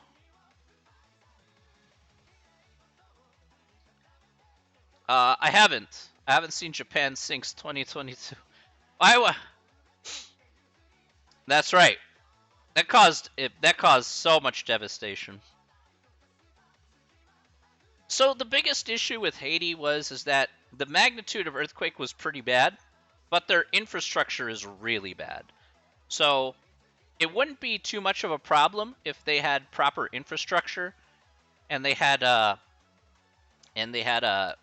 something that would prevent damage from earthquakes, but like Japan had damage from earthquakes, sure, of course, the tsunamis caused most of the damage. But if you look at like in Tokyo there, they had a lot of preventative measures as well in order to mitigate damage as much as possible. Um, so yeah, actually, I don't know if you've seen this video here, Goldfish. Let me actually show this off here. This is actually really interesting during that earthquake. I'm gonna see if I can bring it up here. So, and earthquake, building.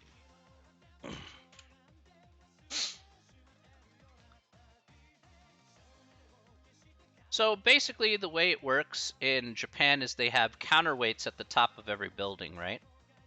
So this is like I'm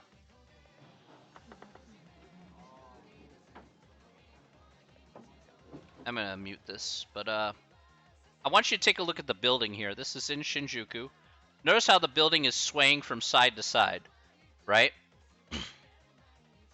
So if you literally look at this building is literally swaying side to side. You can see this little sign up, this little thing up here, this tress just kind of swaying with the building. These are specifically designed in every high-rise in Tokyo. So they have very specific laws about how buildings are designed. So first of all, any for high-rise buildings, 60% of the land can only be used. The other 40% are used for evacuation purposes for things just like this. All right, so you can only use 60% of the land by law for high-rise buildings. Secondly, on the very top of every building, there are counterweights, and each of those counterweights basically cause this sway to happen. All right, so not only do they reinforce the base, of course, and they kind of have counterweights down there, but they have a counterweight at the top of the building, so that way when the building sways from side to side, all right, it's not it's not literally breaking the building in two. You know what I'm saying? So you have computerized counterweights at the top, you have some on the bottom to help the sway of the building so it doesn't like fall over. So yeah, exactly, Goldfish. That's exactly right. With Haiti being a low-income developing country, which is absolutely correct, they couldn't have access to this technology when the earthquake hit.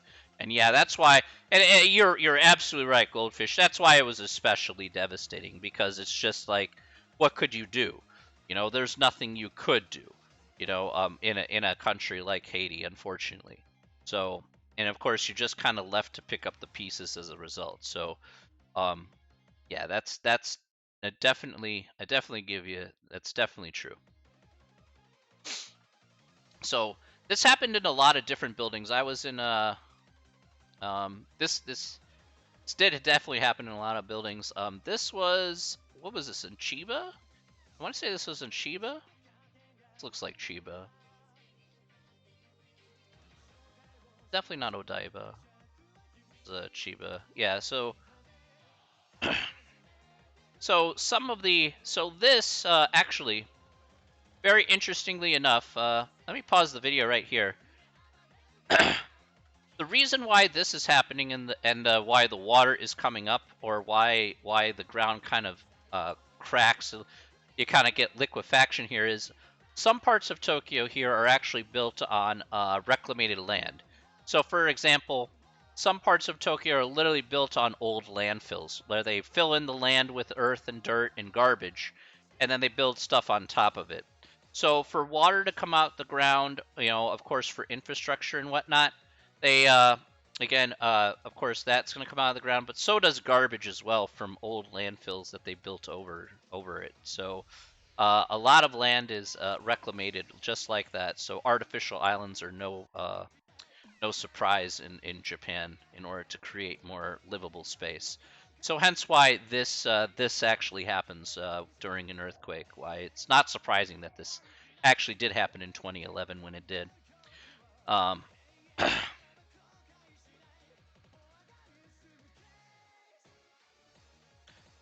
uh, yeah, that's true. A lot of things happened during those times that were not very well ideal. I think we can all agree with that. Colonial England did a lot of countries dirty. that's that's co- colonial England did a lot of countries dirty. I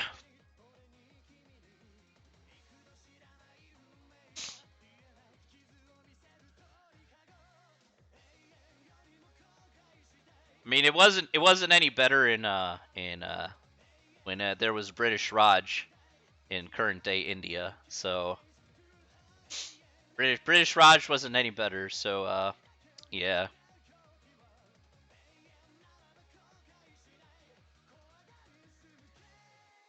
Yeah, I know. Let's not. Exactly. Exactly. Exactly. I don't think we need to revisit that history. That ain't the best history lesson. Look, to be perfectly honest, the United States ain't any better in that regard during those times. So we were just as guilty of a lot of things. So yeah.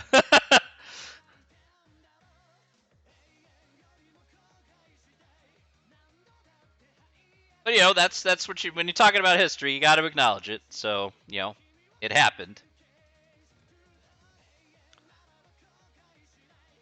Those things happen as part of history. It's stuff we got to acknowledge at the end of the day.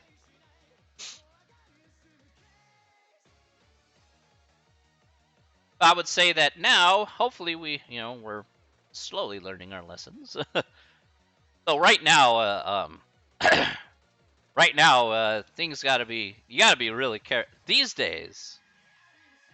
These days, it's actually interesting, because you bring this up, goldfish, and actually, it is fairly interesting that like the higher developed countries, right?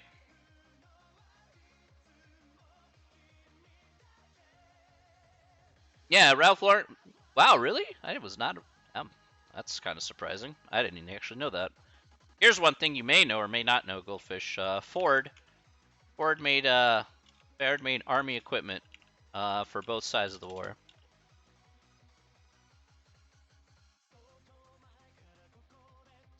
So, yep. Ford actually struck a deal with the Nazis and with America to create army equipment. They won both sides of the war. So they made so much money. If you can always play both sides, you always make money, regardless of conflict.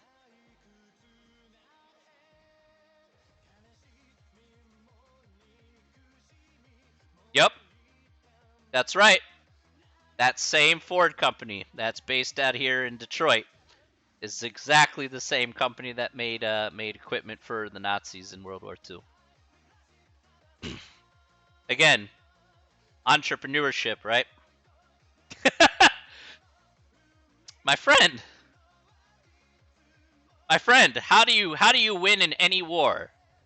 You play both sides, especially if you're a merchant. If you're a merchant, you play both sides, and you.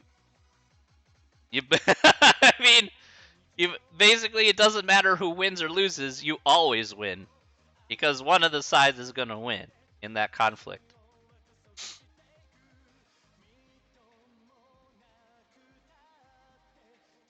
Can't argue with that. I mean, it's harsh, yeah, but I mean, it's the truth, unfortunately.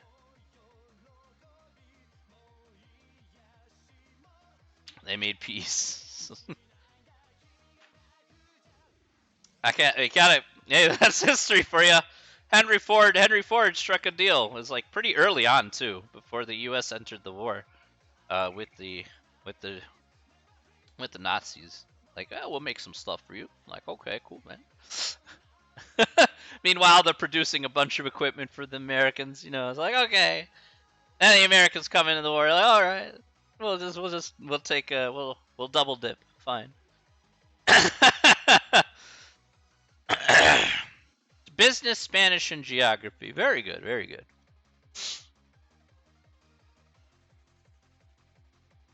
Well, if there's one thing you learn about business and war, it's always about if you're a merchant in business and if you see a war, you always want to try and play both sides as best as possible.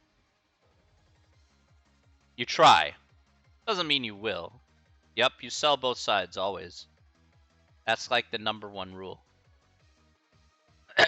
Because remember, if you're a businessman, you don't care who wins. You just care about your bottom line at the end of the day. And then whoever wins, you're kind of gone, right? If one side loses, your business is over if your side doesn't win.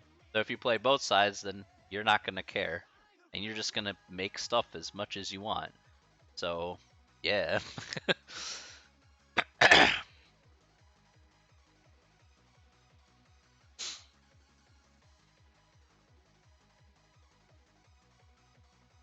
Uh, yeah, that's fair, Goldfish. That's actually fair to say. I think cars, etc., will be electric.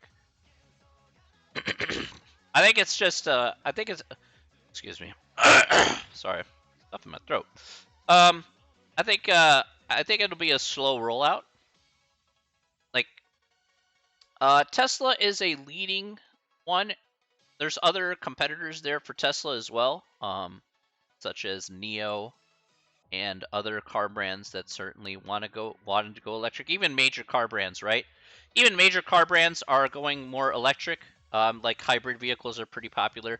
They're just more expensive right now, but I think that the cost will go down the better battery technology that you have. So the better battery technology, like that's what Tesla really did, is to really push forward battery technology. Yeah, it's not the greenest though. I agree with you, Goldfish. The big reason is because of the fact that again, to gather the materials, it's very environmentally harsh.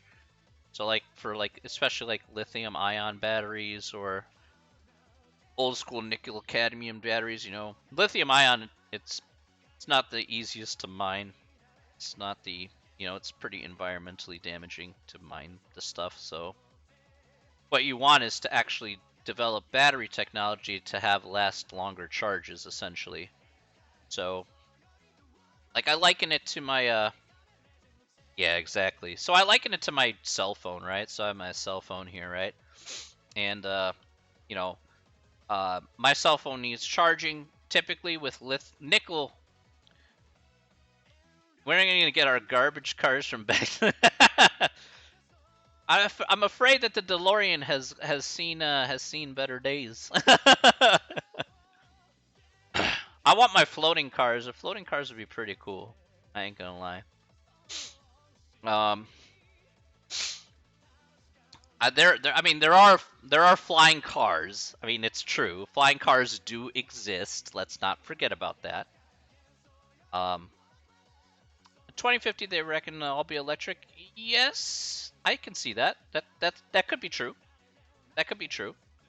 We'll see exactly how far they can go with the technology, though. So the question really comes down to Goldfish is like saying, okay, so think of it this way, Goldfish, right? Take your cell phone, right? Like your cell phone, you have to recharge every so often, depending on how much you use your cell phone per day. For me, I have to recharge my cell phone maybe once a day, right? Or maybe because I use it quite often, right? Maybe you do too. But let's say a charge here, it's going to work the same way with a charge for a car or anything electric, go moving forward. you know, exactly what's the range on the car with one charge? Can the range be, 600 miles, for example, or is the range like 1,000 miles? If the range can get bigger and bigger, it's going to be very, it's going to be something that'll be, will move the industry forward, certainly. Your phone broke yesterday. Oh no! What happened? Did you accidentally drop it? Oh man, that sucks. No. What happened? What happened, Goldfish, my dude? Oh no, you really dropped it? That sucks, man.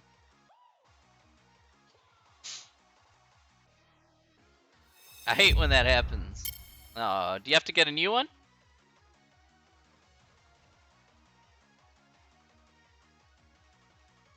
Ooh, ooh, ooh! Dropped it on with stepped on it with steel toe boots. Oh, that sucks. Oh, that sucks.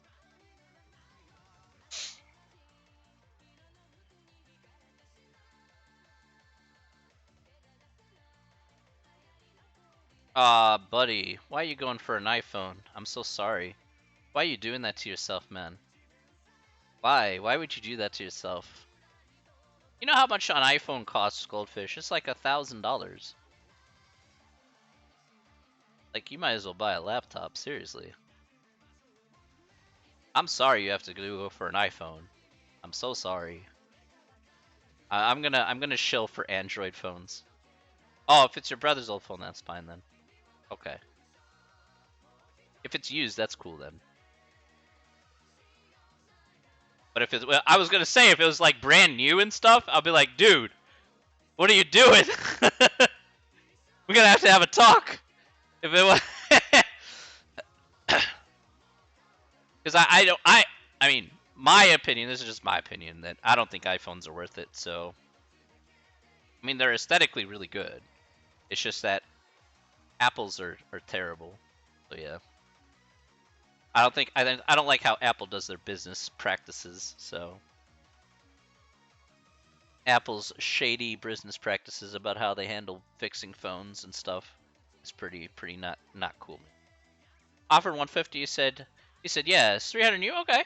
All right. If you offered 150 for it and you said yeah, cool.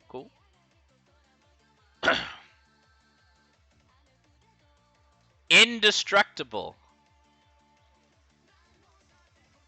I'm actually kind of curious. Waterproof, indestructible. Wait.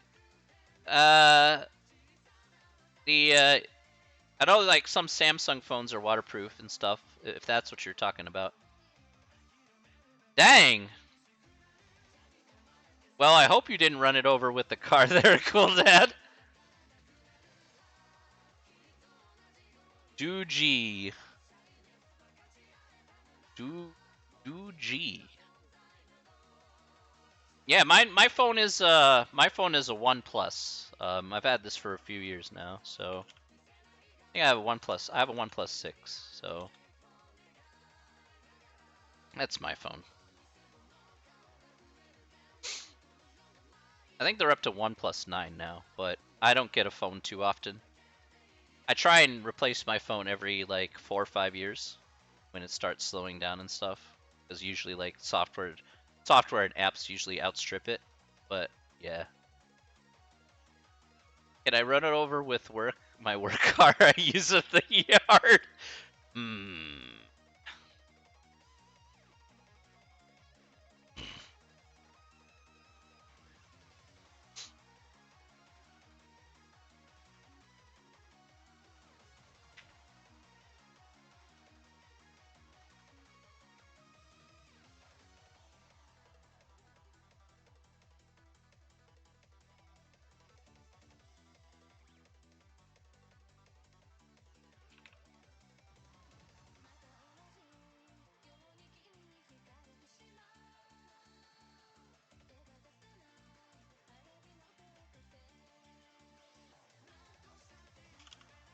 I was sick of breaking phones, so I found the most indestructible phone I could find so I could have it for a few years. Yeah.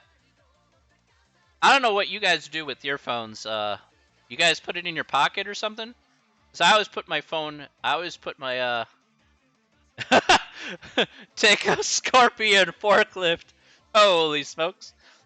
I always put my phone in my left pocket. That's my go-to thing. Cla Clares. All right, I'm gonna look at that. All right. Oh, yeah. One thing I always do is I make sure I put it in my. If I'm going anywhere, it's always in my left pocket. Let's see. Scorpion forklift.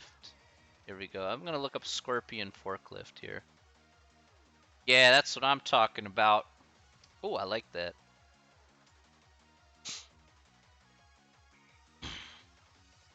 Gas maintenance pipes, very good. Let me. I'm gonna switch over to show if that's the one. Yeah. Let me go to the main screen here. So you talking about this big boy, right? Yep. You're 14, able to use it, dude. Working at 14, I respect the hustle, my dude. I respect the hustle. At 14, you're able to work. Well, can't complain if you're going willing to make some cash at the age of 14. I ain't gonna say nothing. I started work at 15, so I respect that, fish. The green one. So this one, right?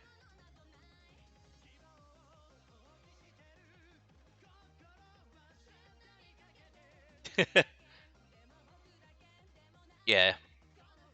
Yeah, oftentimes, when you start working, you're helping family or something. You started work at 12. So illegal. What? Really? What were you doing at 12? I paid you 20. Oh my god. What do you? That's like what a prisoner makes. Is 20 cents an hour. Oh my gosh. 20 cents an hour is like a prisoner pay. Even prisoners make more than 20 cents an hour. Holy moly. Holy moly. Holy cow. Jeesh.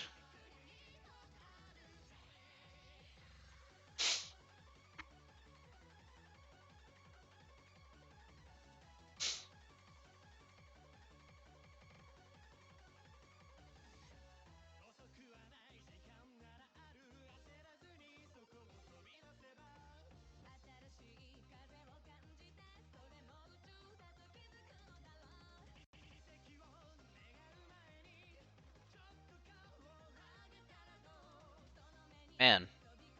But it bossed me around like both of them, so I'm good. Alright, cool, cool. As long as the boss likes you and you do like doing what you're doing, then that's cool, man.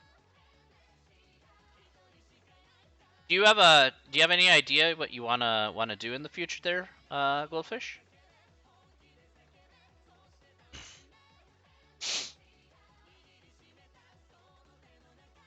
Wow, cool dad. I don't know how you got into that. That's pretty awful. One does fishing, the other does wiki. All right, so you want to get your scuba license? All right, very good. I guess what I'm referring to there, Goldfish, is like if you have an idea about what you want to do for your like future job or occupation, if you have something in mind after you're done with schooling, like what do you want to be an apprentice for or anything like that.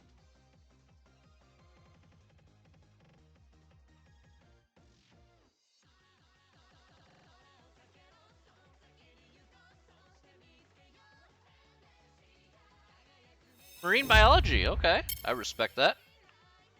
I think that's something we're gonna need more of in the future for sure. So marine biology is changing quite rapidly due to human interference. So I mean, we could definitely use people who are interested in marine biology or cleaning up the the great big Pacific, wait, Pacific or Atlantic garbage patch.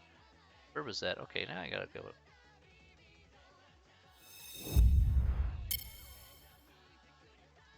You're moving to an island by Africa, which is tiny but tropical. Lanzarote. Wait, why are you moving there? I'll take a look at this island. Lanzarote. Wow, it looks beautiful. I ain't gonna lie. Let's take a look at where this is. It is on the. Oh, it's by Santa Cruz. Okay, so it's over in the. All right, by Morocco and the Western Sahara. All right. Oh, that's cool.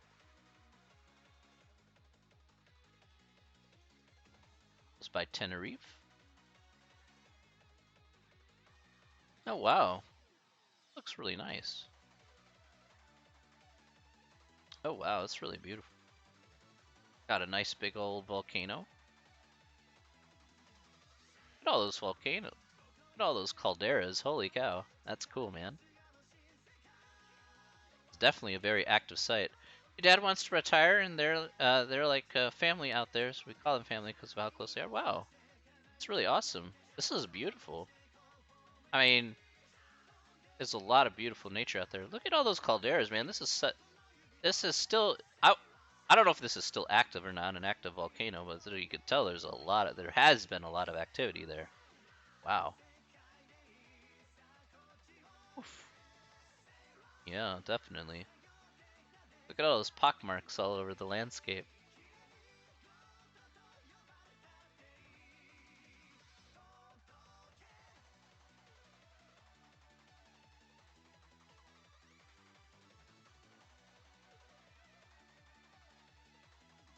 That's called Pecan Rubble. It's an inactive volcano. Yeah, I mean, I could see that with these with these volcanoes, it's probably that's how the whole island was formed anyway, over time, and then it became inactive over time. That's really cool, man.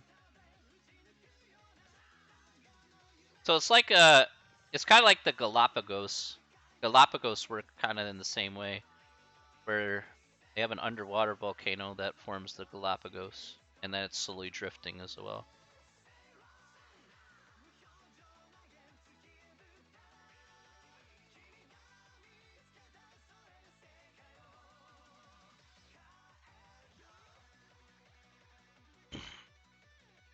But there's Galapagos Islands are way out here, way out here. You may know about the Galapagos Islands goldfish as well. So if you know about the the statue heads and everything, um, this is where I don't know, yeah, that was the Galapagos. Or Charles Darwin came out here, talk about his theories of evolution using the Galapagos as a backdrop, I believe. Um,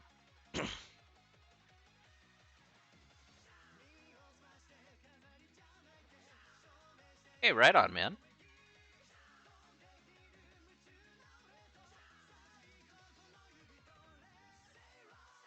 Yeah, so you can see like there's underwater volcanoes in the Galapagos that have made the islands over the years. You can also see where it's kind of drifted over time, right? So like they say like this island here, which is you know, not full of a whole ton of life in all honesty. Um, and this island has drifted off a little bit further to the east over time.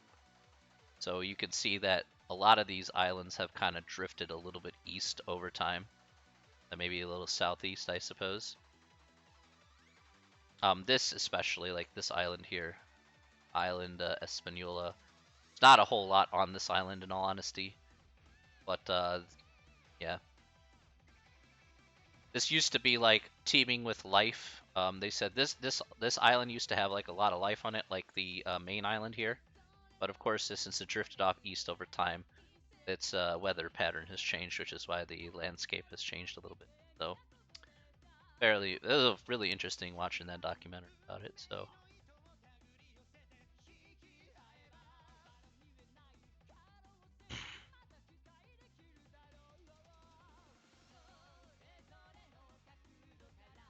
I'm sure if you live out there, you're gonna have a lot of fun. I ain't gonna lie. I mean, you're in the Canaries. It's got to be super fun. Super fun. I wonder what's fun to do in that's awesome, Goldfish, man. Man, I would just this would be like this has got to be like a super chill place to just live. It's like a massive family there. I can respect that. Now, I definitely like that because it's like, oh, everybody's just kind of knows each other. I kind of like towns like that at the same time because it's like everybody knows each other, and so you can walk around town kind of feel like a little bit safe where everybody knows each other. Everybody knows what's going on. So it's like if you need help, you can always ask somebody on the street. They're like, "Oh, hey, Goldfish, how's it going, man?" And it'd be like, "Yeah, I need to find." It's like, I need to find. Do you know where blah blah blah is?" And then they'll just tell you, and then, they'll probably tell the person up ahead, "Yeah, he's coming over." It's like, "Okay, cool, man. Hey, hey, hey," you know. I like that. I really do. I think that's awesome. I ain't gonna lie, that's really, really awesome.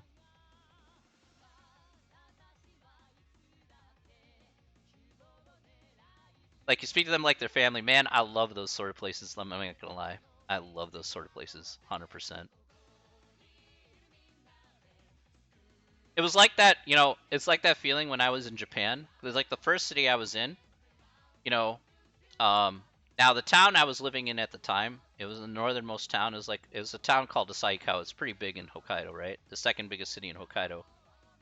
So, I there are 400,000 people who live there, but since you're in a town that's 400,000 people is pretty small in Japan. But since you're a handful of people in that town, and I'm talking like less than 10 people who speak English in that city, yeah, you're like a tight knit family. So everybody kind of gets to know each other because you're in this very small community.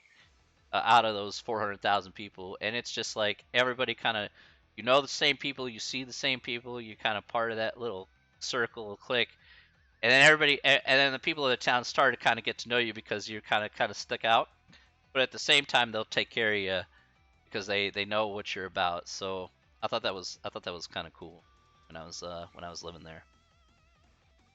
Cliff jumping, oh man, no thanks. I'm gonna belly flop if I do cliff jumping, goldfish. Oh my gosh. I jump off and be like, oh bro. Dude, I would be like 20 feet up, 20 feet up, and we'll go slap right on the water, and my belly's gonna.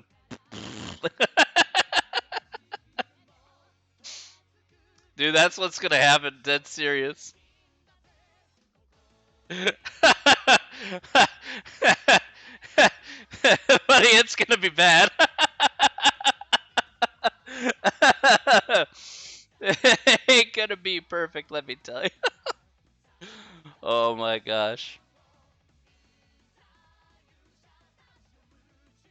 Yeah, you dude, you fish. I think you're fine, my man. I think you're fine. Dude, you're 14. I think you'll be okay. I think you'll be okay. You're young.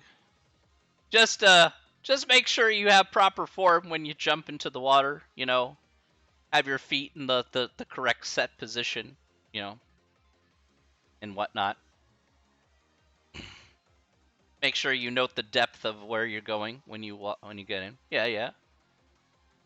Ah, you see, I only point that out because there have been some people who've gotten themselves into a lot of trouble because they didn't know that. Like, especially if you know, those nasty stories where people hit their heads at the bottom of pools because they don't they don't listen to proper instructions about how to safely dive from large spaces.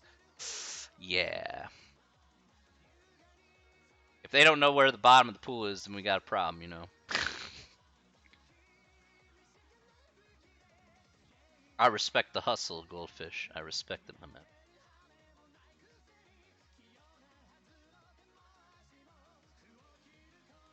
So so I gotta ask, Fish, when are you gonna plan on moving to this island here? Because you said I mean, Dad wants to retire there and stuff, and that makes perfect sense to me. It's just a matter of when are you gonna move to Lanzarote?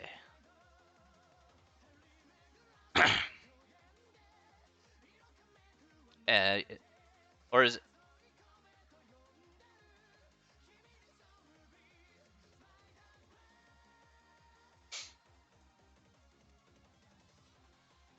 next year after your sister finishes your dipping? Ooh, nice, very nice. This time next year, awesome, man, awesome.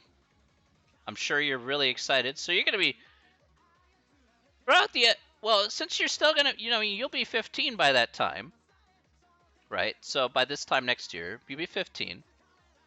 So, how is the schooling out there? Do you know? You've been out there a few times. So is the schooling any different? How different is the schooling out there? More work? How different is the schooling out there compared to what you're getting right now in the UK? Are you going to a private? Okay, very good, very good. I think you know, I have a you know, Fish. I'm gonna agree with you here. I think this is gonna be a really good move for you. I think this is gonna be a really good positive thing, and I think this is gonna be a thing that's going in the positive direction. You know, we'll just say it that way. I have now look. I will say this. Let me point one thing out here, Goldfish. When you when I was in Japan, I had to immerse myself in Japanese. I think you'll be fine with Spanish because you're immersing yourself in a lot of Spanish. And you're learning your best. You're doing your best, right? It'll take you a little time. There'll be certain things that'll be like regional dialect that'll probably be away from traditional Spanish, but still, you know, I think you'll be okay.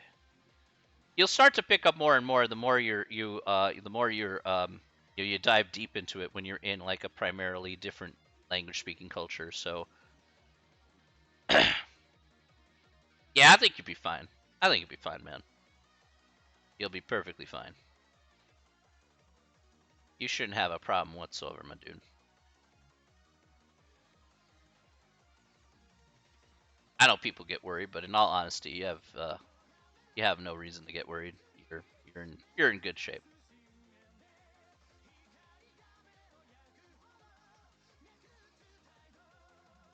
Um, uh, like considering you've been there many times, I think that the transition is going to be so easy for you. It's just like it's probably like going to be like a couple things you'll probably have to adjust to, but considering you're kind of already ingrained with the culture around there, and you've been there a few times, I don't think you'll have a problem.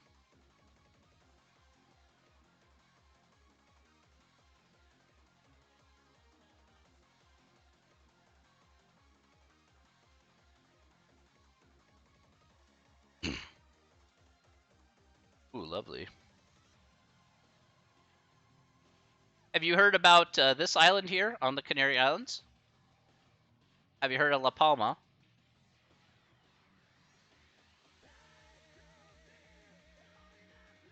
You probably have. Yeah, so you know about the mountainside in La Palma. Maybe you do, if you've known about this mountainside in La Palma here. I don't know if you've heard. I don't know if you've heard of the mountainside issue in La Palma or not. Oh, okay. So one of the interesting things about La Palma that's actually interesting for geography's sake is that um, the side of this mountain here on La Palma, on the coast of La Palma here, is actually on the verge of possibly breaking off, right? All right, so this thing is, of course, big old mountain, but this side here is threatening to kind of break off and slide into the ocean, right? And so they say if like part of the island slides into the ocean, it does like a subduction movement, and it could cause a very large tsunami here, all the way because where La Palma is located here on the east coast of the United States.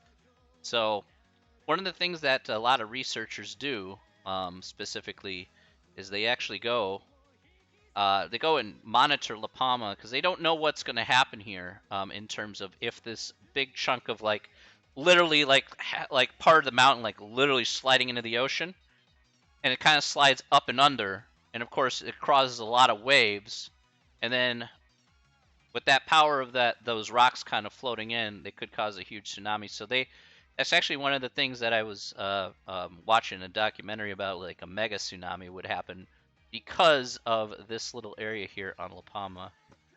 So, which is really really super interesting. So they have people like monitoring that every day to see exactly where possible landslides could happen.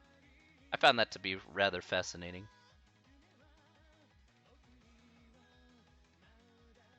Yeah, yeah, yeah. Yeah, if you look up YouTube videos about that, you can probably see the documentary about that. And things about Earth are pretty cool, man. I ain't gonna lie. I ain't gonna lie, goldfish. Things about that are pretty cool, bro.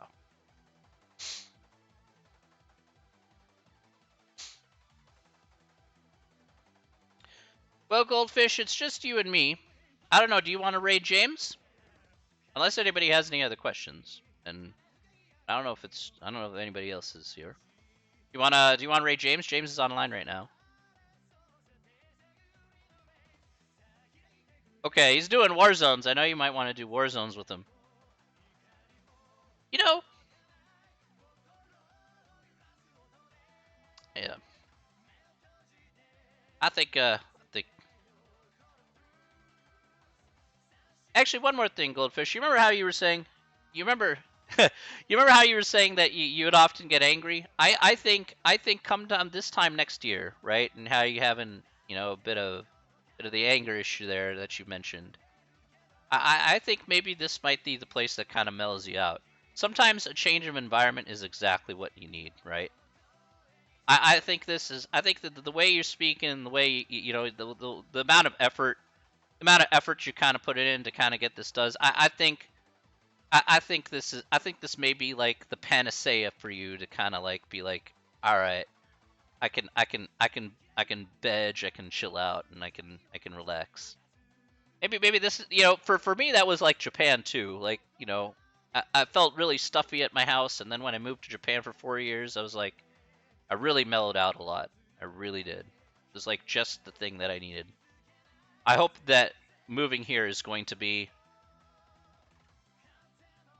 when I'm there, I'll get angry and bike 5 miles to the beach. Oh yeah, and then you feel really good about it, right? You feel like mentally, you feel like you got all that stuff out of the system, and you feel really good about it, right? So I think that's awesome, man. Nice and productive.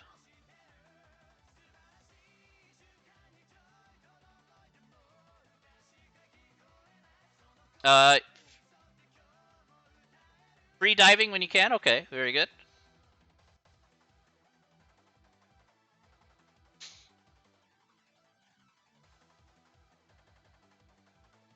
Check this. About. All right. Well, I'm sensing good things. I'm sensing positive things. That's what I'm sensing.